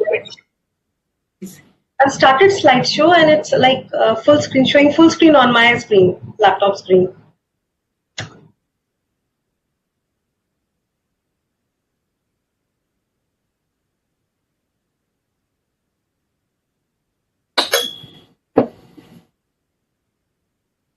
Maybe is it okay now? You can start. No, Shanu, it is not there. Shanu, whatever is there, you bring on the screen. By the time Madam speaks, then you try to have the full screen. Yes, sir. At least have that partial screen. Okay. Thank you, Prafula. Thank you, my friend. As a Federation of Professional Accountancy Organizations, or PAOs, IFAC membership has grown from the original 63 founding members to over 175 today in over 130 countries. We are the profession of more than 3 million people, represented by IFAC at the global level, as the voice of profession and crucial knowledge convener. Our global connectivity helps us to cope with the demand of our work. IFAC is keen to ensure diversity and inclusion across the entire profession. The global accountancy profession has traveled a long way on its remarkable The global accountancy profession has traveled a long way on its remarkable journey toward greater female inclusion and increased overall diversity. However, the opportunities for women still vary greatly in different parts of the world. And while women today may have an increasing presence in the accountancy profession overall, advancing to the senior roles remains challenging. Excuse me, Shanu, please mute yourself. Thank you, Kamisha. I would like to share some key areas that every business can benefit from by actioning a chance to internal diversity within their workforce. Gender diverse companies are 15% more likely to have a higher performance. Companies with equal men and women earn 41% higher revenue. Diverse teams are 87% better at making decisions. Diverse management boosts revenue by 90%. Diverse companies are 70% more likely to capture new markets. To attract women, you must hire a woman. 86% of women seek employers with diverse strategies. It's estimated the global GDP could increase by 28 trillion if the workforce become more gender diverse. Diversity and inclusivity in the accountancy profession is essential if we are going to access the best and brightest people throughout the entire pool of available talent. Research has shown that it is also critical for a smart and successful business strategy. It has been demonstrated time and again that teams comprised of the men and women of all races and socio-economic backgrounds think more creatively and implement the strategic solution to benefit their clients, their businesses, and the economy. The recent study shows that companies with diverse leadership are 70% more likely to capture a new market and 45% more likely to improve market share. Another study found that companies with the most diverse leadership enjoyed a 53% higher return on equity than companies with the least diverse leadership. Countries and industries that view gender diversity as important capture benefits from it. Those that don't, they just don't. Companies with more cultural acceptance of working women see more benefits from gender diversity. Those data suggested that for diversity to work, workers must buy into the value of diversity, not just hear rules about it. Regulatory support is beneficial, but not enough. Diversity creates positive benefits when people believe in unrising value. When I can speak to further as the representative of IFAC and the chair of the IFAC PAO Development and Advisory Group, it is the role of professional accountancy organization in closing the gender gap. It is very positive to see that Institute of Chartered Accountants of India commitment to this already. So some of what I may say could be repetitive, but hopefully it contributes to the future plans and may inspire others to return to their own organizations, firms, companies, and talk about the importance of closing the gender gap. The fifth slide, please. Thank you. I'm confident that we are familiar, and we are, with the Sustainable Development Goals, which I think it's great because the SDG 5s provide us a global goal to come together under this very important topic. And what's interesting is when I looked at description around Goal 5 on gender equality, they talk about the fact that it's a basic human right. And they also discuss that if countries get this goal right, it will have a multiplier effect across all development areas. So IFAC encourages professional accountancy organizations to lead by example.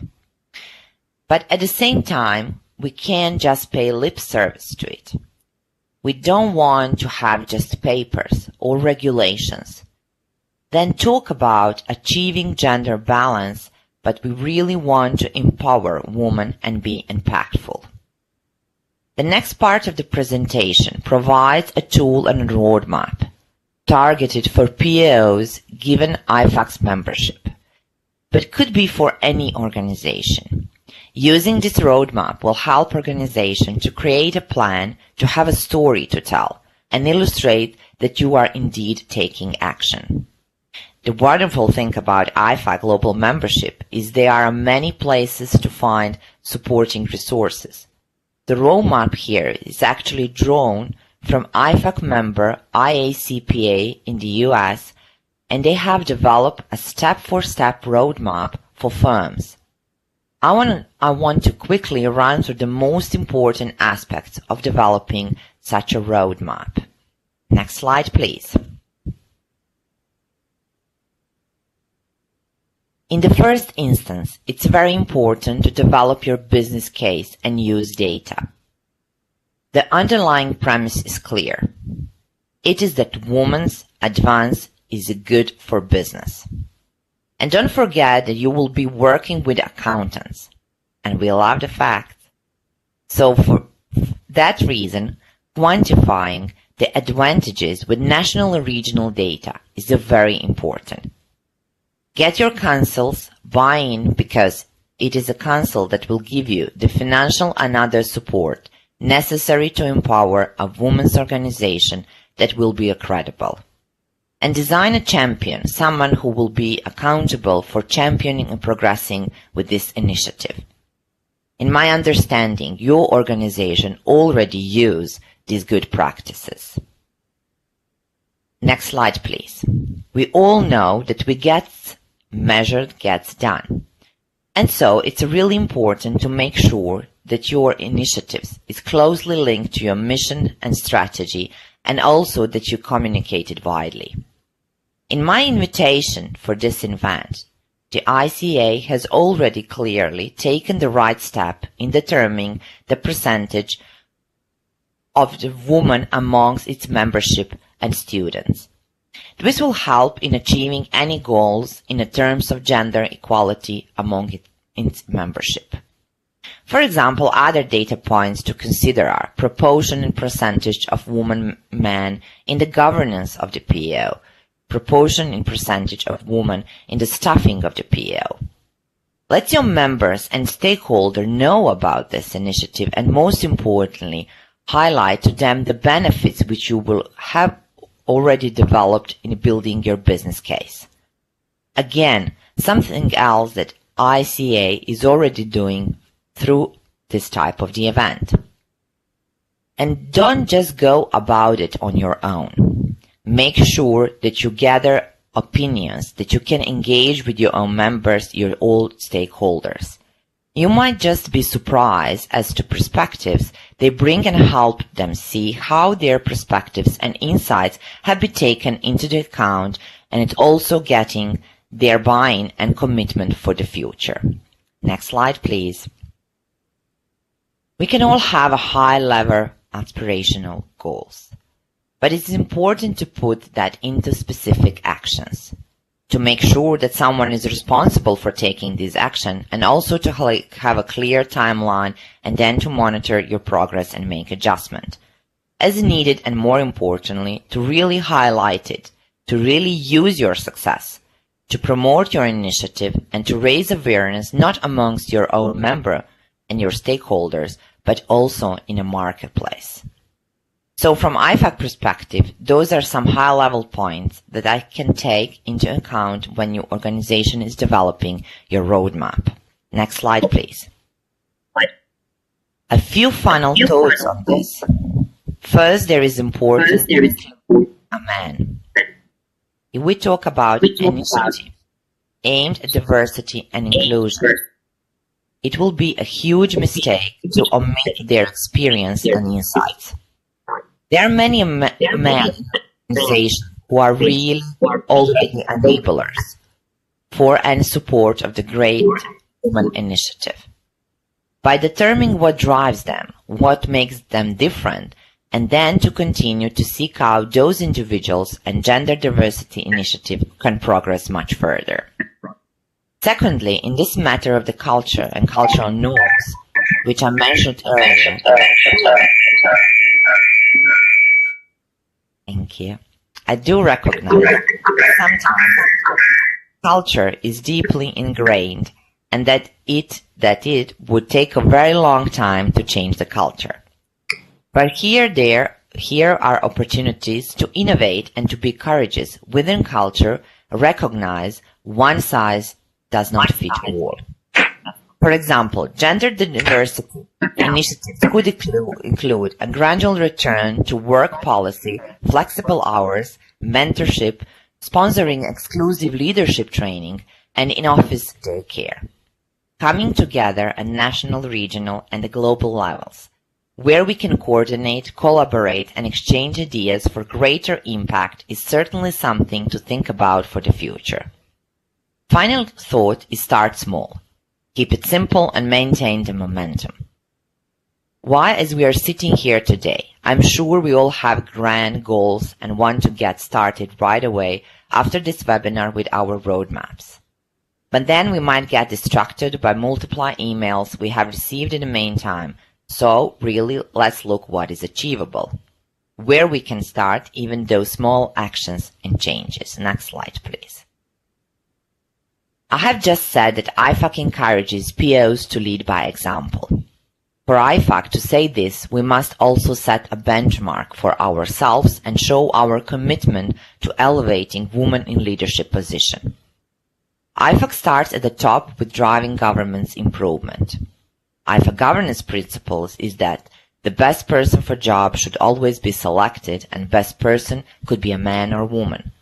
But what could happen if we are not always getting a female applicant? And if we are not getting them, then we are losing out on the opportunity to get the best talent. And a lot of the technical work talent can come in different shapes and sizes.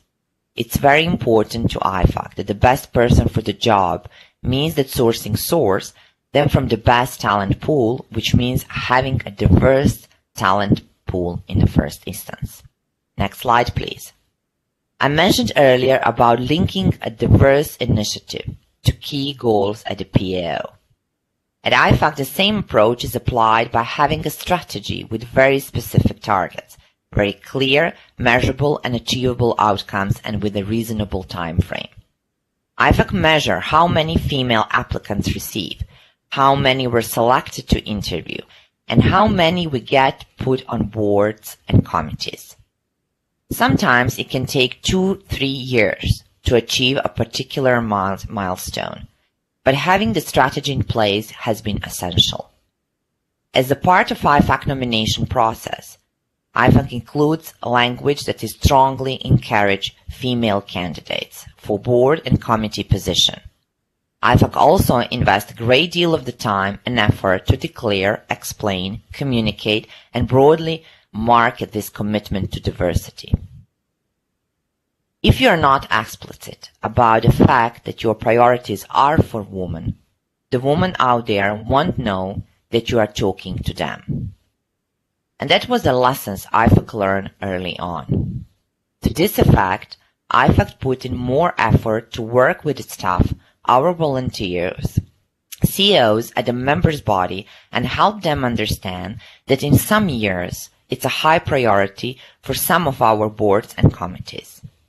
Something else IFAC learned in developing our process was that it was essential to build in some timeline, a buffer of a week or so where extra outreach might be needed. Maybe somebody missed a deadline. Maybe somebody didn't have the confidence to think that they could do the work. And doing that outreach and building that buffer has paid dividends in receiving more female applicants. Next slide, please. A few more lessons that IFAC learned in ensuring it could successfully achieve gender equality on its board and committees. Look at what unique opportunities and action you as an organization must take. Quite often, women, more so than men, may be ready to commit to serving on board or committee. Whether it's because of the time commitment or perhaps they're at the point in their own careers where they actually got many responsibilities and are not clear about the trade-off. IFAC find opportunities to also have women serve as a technical advisors, observing projects or taking part in special projects.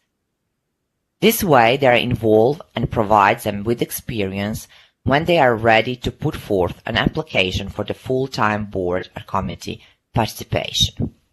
Maintain a database of past applicants who maybe didn't fully meet the requirements of the specific board but are very accomplished.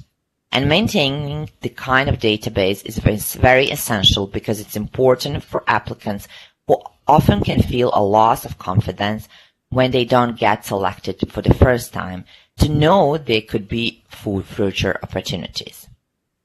As a global organization, IFAC has a travel subsidy program for volunteers from emerging and developing nations. But this may be something your organization can consider. Participation in a board or committee can be expensive, and IFAC did not want top talent to be missed because of the financial hardship. Look outside the profession to enhance diversity of perspective and experience. If you know senior leaders or technical leaders, they might be academics, they might be in the legal profession, they might be educators or regulators. This is another way that you can help your country by looking at the woman outside the core of your profession and seeing if there are an opportunity for them to participate. Next slide, please. Oh, I'm really glad that we can share this picture. It was almost unimaginable in 1977 when IFAC was established. Today, we can point to two highly visible, strong, and effective female leaders and many levels of our profession. The global profession itself has been led by two female IFAC presidents, and IFAC continues to take a conscious step to advance women leaders across the profession. Next slide, please. This is the IFAC board today. IFAC reached a major milestone, one that we are very proud of. For the first time in IFAC history, we have a majority female board, 57% female. We share this accomplishment with our member organization, who helped us achieve it by making gender diversity a priority in their regions and nominating top female talent to serve at the global level.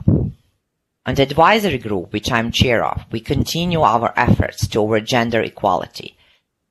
And I'm so proud that both the current chair and the deputy chair are women leaders driving the agenda and objective of the advisory group.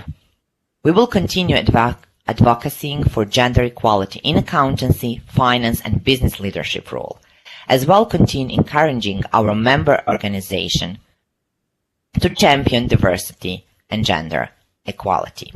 Next slide, please. The end of my portion on IFAC.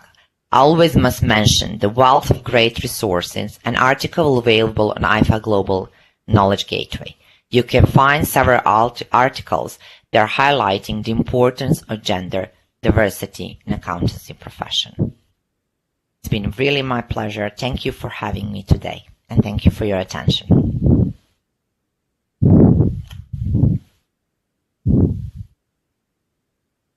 Start where you are with what you have and do what you can do. The rest will follow.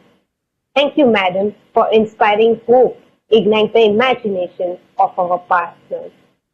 On a lighter note, our webcast is being viewed from Kashmir to Kanyakumari, Gujarat to Assam, and also worldwide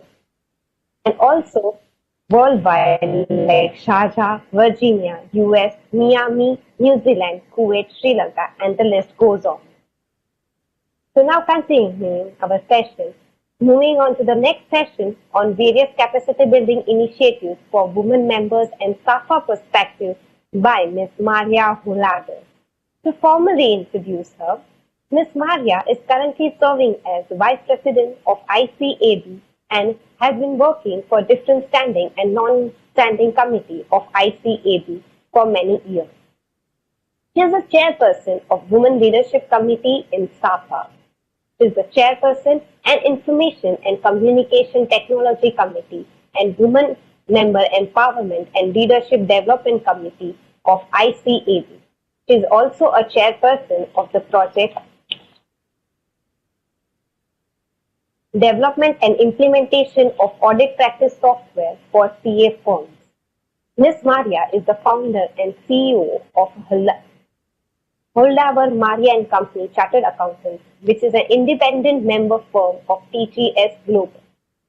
She has been serving Bangladesh audit, accounting, tax, and advisory practice since 2008. She is also the founder of Holdavar Maria and Company BPO, Your Cloud Accountant. She is also serving as an independent director of Board of Directors of Dhaka Mass Transit Company Limited. She is also engaged in various charitable activities. So with this brief introduction, I welcome Ms. Maria Gander, Madam, to take over the session.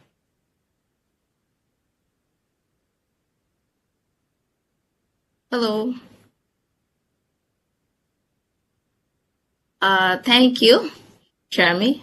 It's a nice presentation of us from you.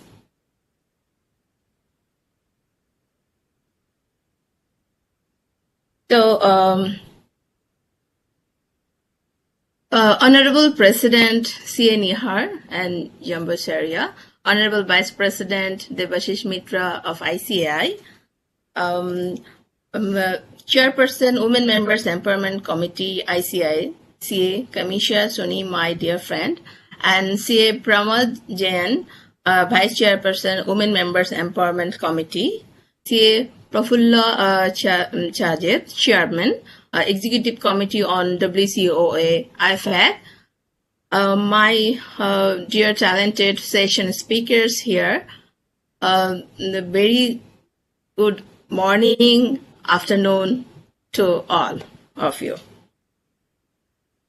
I'm delighted to be present here as a session speaker on such a special topic regarding capacity building initiatives for women members and SAFA perspective.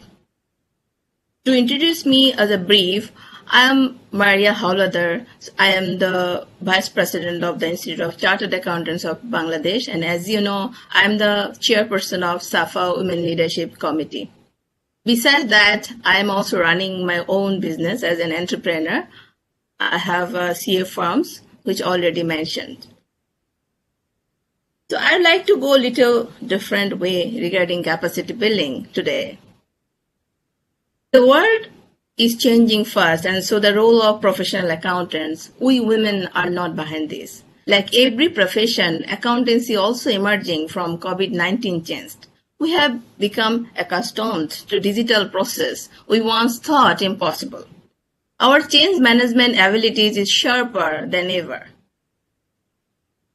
Right now, we as the accountancy profession have the opportunity to transform for the benefit of business, government, and society. It is also a critical moment for the profession to nurture existing talent and attract new talent. We must achieve this progress collectively with clear and measurable goals. Entities navigated urgent digital transformation, workforce continuity, and quite simply how to stay operational. Leaders turn to accountants. Healthcare workers are on the front lines of saving lives, and where our professional accountants, our members, are on the front lines of savings livelihoods. Because of this, the profession has benefited in important ways. The profession has been able to defend its relevance to governments and citizens during the time. Business have a renewed sense of the value accountants bring to their long-term success, and cooperation with regulators is also evolving, for many striving for better harmony and balance with regulators to ensure smarter and more strategic regulation is critical moving forward. Overall, this crisis has presented profound challenges, but also an opportunity for the profession and for all, not only for women, not only for men, women both, to build on its strong foundations, evolve the skills of its members, and become even more central to a high-functioning society. Before the pandemic, I want to say most small and medium-sized practices used to say technology was affecting traditional accounting roles. Post-pandemic, however, digital skills and capabilities have become more like table stakes. As remote work became routine and online client services quickly advanced, one accountant said, digital transformation, the future became yesterday. The profession is now even more acutely focused on skills that enable stronger relationship with clients, better interdisciplinary collaboration, and increased resiliency and flexibility. In fact, when asked what skills have emerged during the pandemic, the response is unanimous. Definitely change management. The ability to anticipate, respond to, and adapt to changes is essential now. Across the board, firms are shifting focus from outdated inputs such as hours logged in the office towards high-value outputs. Accountants today have to show up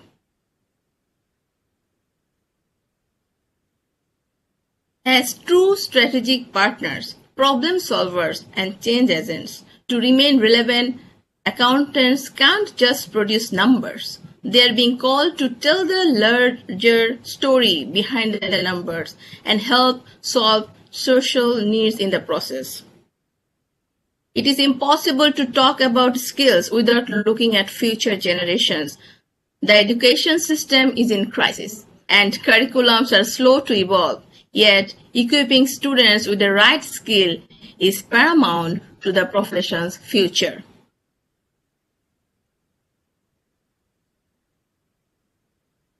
Accountancy is competing with other business disciplines as well. It is clear that the professions that invest now are going to come out of the pandemic with a competitive advantage.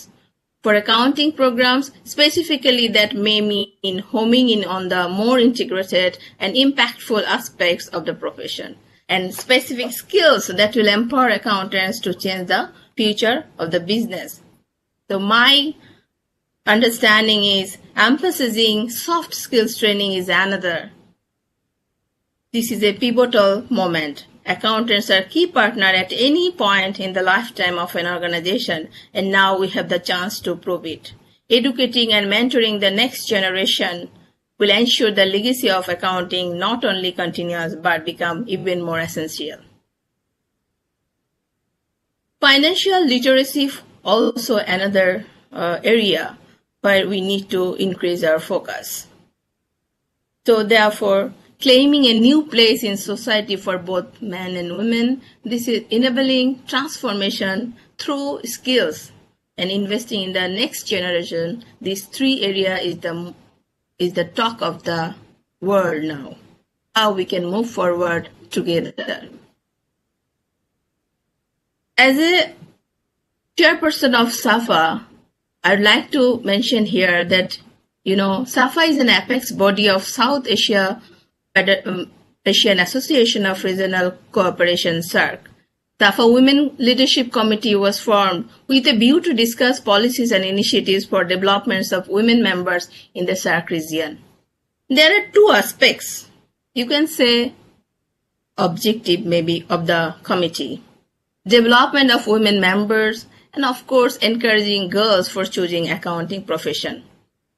This year, we are focused on increasing more women in the boardroom, greater equality in legislative rights, and an increased mass of women's visibility, and enhancing skill program, more active participation as impressive role models in every aspect of a life, which we want to achieve this year.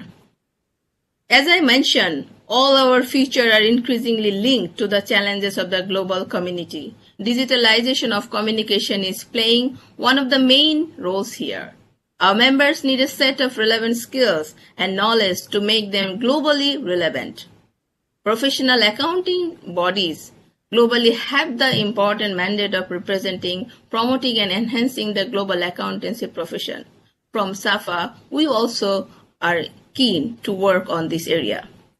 Our members need to be attached with the global professional accounting bodies to make their knowledge and skill equivalent to the global standards. Among SAFA, global job market is also important to present an accountant globally recognized. Being the chairperson of Women Committee of ICAB, ICAB is taking some initiatives regarding the development and empowerment of women. We inspire and empower female chartered accountants for faster career development, work towards the improvement of employment and professional equality for female CA professionals, provide focused networking platform both within and beyond ICAB for personal and professional development, nurture and retain women through mentoring, coaching, and shadowing, organizing and ensure need-based training for skills and competencies development. This year, ICAB has taken special initiative considering the situation of COVID-19. And among all the initiatives, one of the highest priority is strengthening leadership of the women member of ICAB, women skill enhancement, basically training and skill development of all women, and also initiating entrepreneurship program. We have launched a separate CA Women portal for ICAB.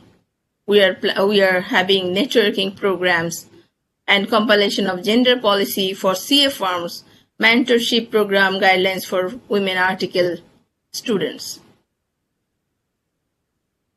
From SAFA, I think we can move with some initiatives for capacity buildings among SAFA regions. As I mentioned, identifying and share good practices, challenges, experiences, and lessons learned from work on capacity building by professional bodies established under the convention. Foster a sense of ownership and empowerment so that professional community can gain greater control over the future development. Fostering regional, national, and sub-national cooperation. We want to focus on sharing skill training program among our SAFA members. Capacity building initiatives for an individual include training. This year, actually, I would like to focus mostly on skill training because this is the time where I believe our women members need to come forward and need to develop, need to be expertise on different new skills and different new services and expertise. Skill enhancement development training on the specialized area and practical training for expertise on topics like automation, cybersecurity, digitalization, blockchain, cloud computing, on which SAFA can work together with among its members. There is another issue, soft skills training, change management. The ability to anticipate, respond to, and adapt to change is essential. So change management and sharp communication is a requirement of time now. Our women members can also focus on scenario planning, storytelling, and upskilling. Lastly, I would say, for capacity building initiatives among SAFA, we can conduct skill training to share the knowledge of skills among SAFA countries. We can initiate finance for non-finance program for digital transformation related skills, which will add great value at a length.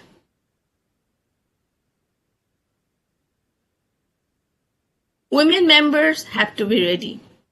If we take the lessons learned these past months and commit to sharpening the skills that will keep the industry relevant across stakeholders groups, geographies, and generation, today's women members will be ready to lead everywhere. The work of women member is not now a challenge because they can work from anywhere. So this is another opportunities for the women.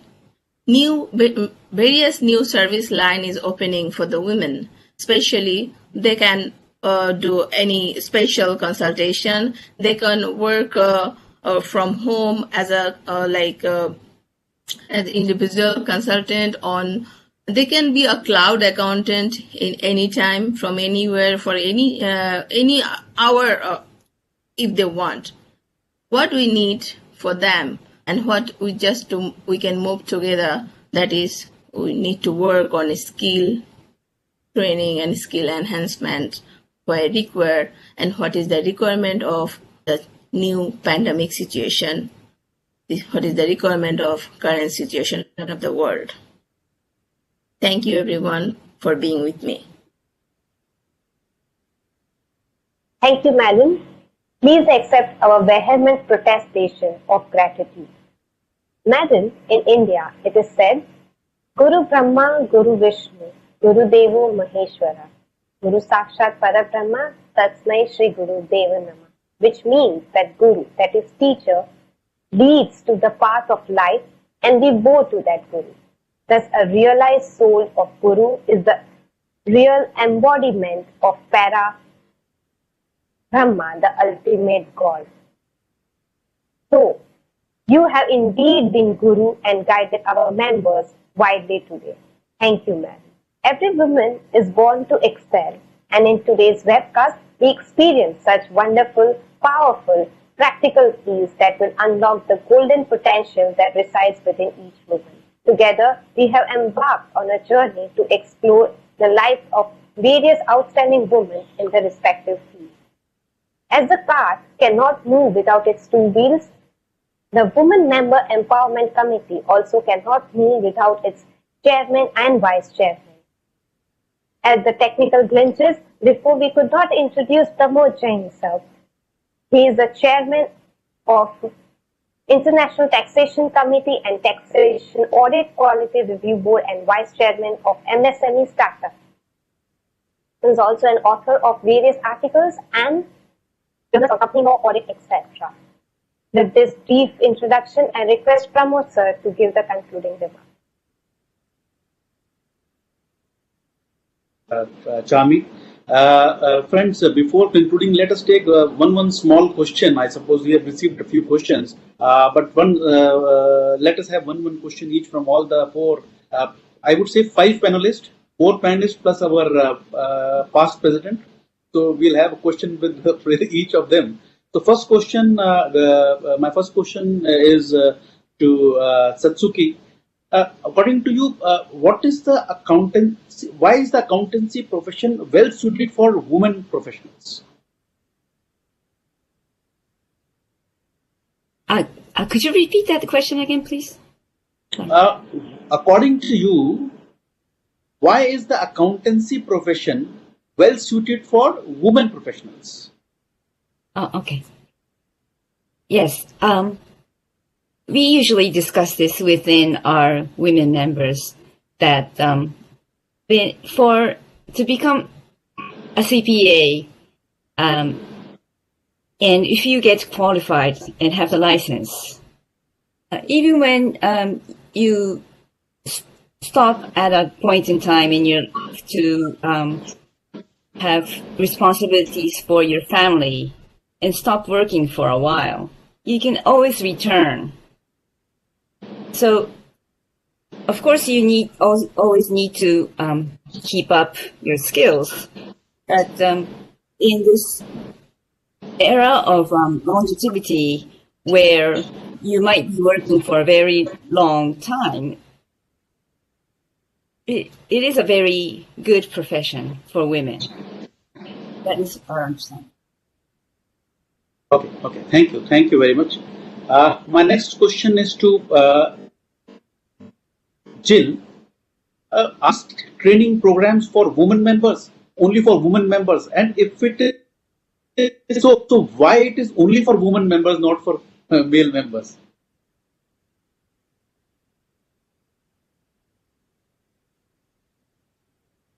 You're not audible, please. Please unmute. Please unmute. I'm so sorry.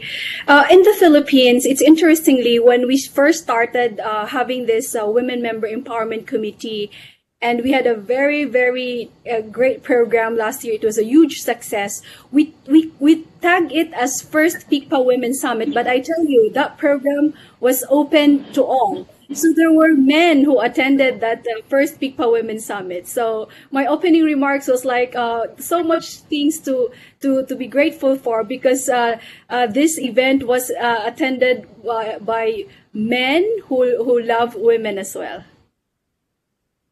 So the trainings in PICPA are not really for women. We just tag it as Women Summit or a women program, but it's open to all. So advocates of women empowerment who are men leaders in PICPA ICPA were also attending. That's good. That's great. My next question is to Jelena.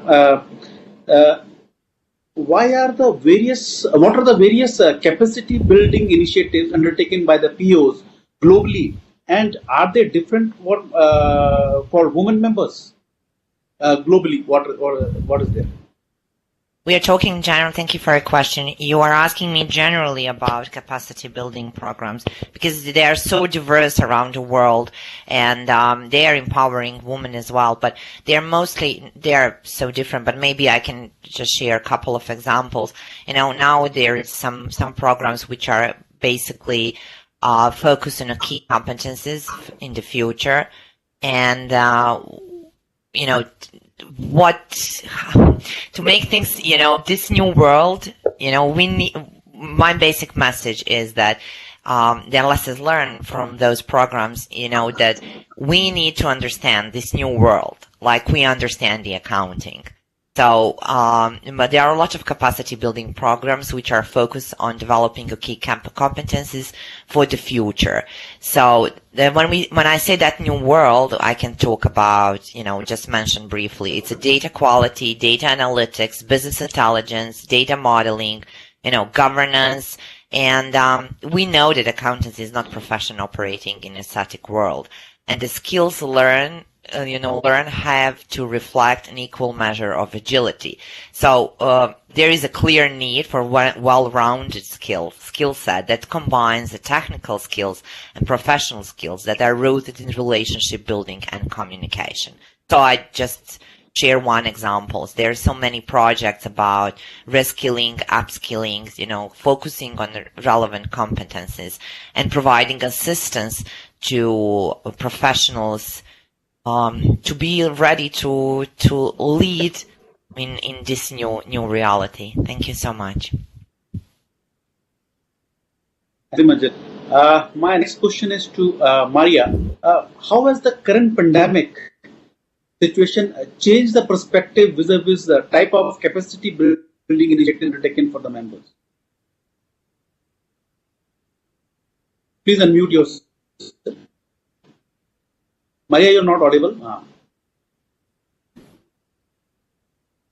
So, for today's uncertain and changing environment, actually, members are facing new challenges for practices and also in the service as well.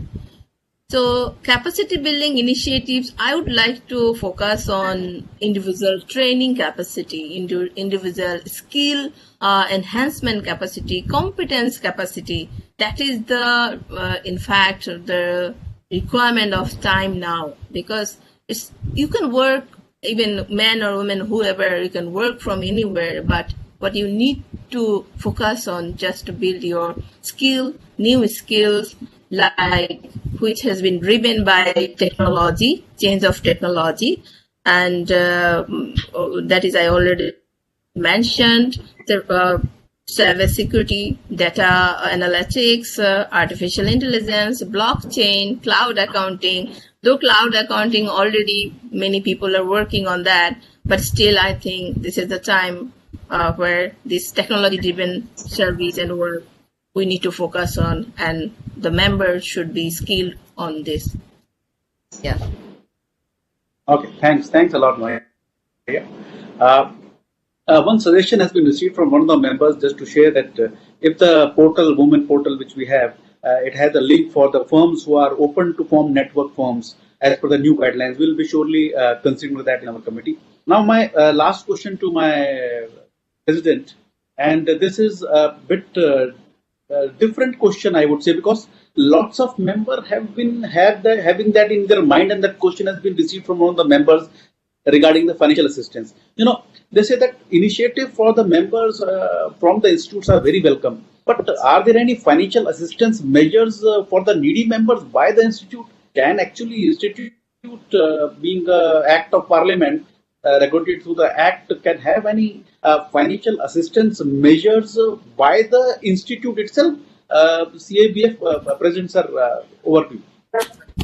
Thank you so much. And I think in the council also we were being deliberating this particular agenda for last 2 years. And definitely in terms of, now where every member is facing a lot of problems, especially the young members, sometimes they need that financial assistance. So again, we should take up with the MCA, because ultimately we as the ICAI comes under the Ministry of Corporate Affairs. I'm quite sure that our President sir will take up this matter, and for the benefit of members, whatever we can do, and I can tell all the members, including the female members, that whatever possible to the best extent in terms of reducing the fees for all our certificate courses, giving the 1,50,000 rupees for COVID affected families. Also, there is a lot of support from the CABF which is coming up. And I can talk on behalf of the entire council that we are all committed. Whatever best we will be able to do, sure. And we will also try to... আমাদের শুধু ওই life savings কিন্তু আছে যেটা আমরা others should keep themselves mute please বাকি বেশিরভাগ So surely as a ICI and even taking clue from the other global bodies also, we are just examining in PODG also as a member. I'll just try to find out what other countries are helping their members in pandemic situation in terms of the financial assistance. And definitely Pramod bhai, along with you, Kimisha ji, and everybody's support, will reach out to the members. And I must place on record my sincere thanks to the all three layers of the ICI, Central Council, Regional Council, and even the branches, that whatever small efforts they are trying to reach out to our members. So members, ICI belongs to all of you equally. It is just we are there, your representatives. We will try our best to do everything. Thank you so much, Pramod bhai. Sir, I would like to add in one line with Praful sir, that we have also committee for members in practice. Through that committee, we are also providing software related facilities through our MRAs, through our MOUs also, software, insurance, and so many other things related to office management and practice management. Through that committee, we are providing these facilities to our members. And also, secondly, technical and academical support and technical material, day-to-day practice, which are related to our office. So that is also Institute is providing. So for new practitioners and young members and for female members, definitely that all facility will be useful for everybody. Thank you, sir. Thank you very much. And I think in the end, I will call members to set a new network guideline, because coming together can definitely enhance their capacities in terms of financial protections. Thank you. Very right. Thank you, President sir. We'll surely taking that up, and really thanks to each and every first of all participant, I would say, because we have overstretched by around 30 minutes and you have still stayed with us. Around 1,000 members have participated today, and really thank in absentia our Honorable President and Vice President who joined to share their views with all the members throughout the world, and our past President Praful Chhajerji, our all the four speakers Satsuki, Jill, Jelina, and Maria, our moderator for today, excellent Charmi, our secretariat, both Shanuji and Ruchi, and last but not the least, our chairperson, Kimi, who has been working day and night to really empower our women members through various initiatives, and really thanks a lot to Kimisha Ben and everyone. And at the end, in this pandemic, I request each and everyone to remain safe, healthy, happy, and most importantly, remain positive. The positivity, because lot of things are happening, but if you remain positive, that is the only way you can come out. So please remain positive and take care and get vaccinated as early as possible. Thanks to each and everyone for taking out your time and addressing the members throughout the world. Thank you very much. Thank you very much for joining us. Thanks a lot. Thank you, everyone. Thank you. It can be my Thank pleasure. Thank you, everyone. Stay safe, stay healthy. Thank you. Bye bye. Take care. Bye bye. God bless. Bye. Bye.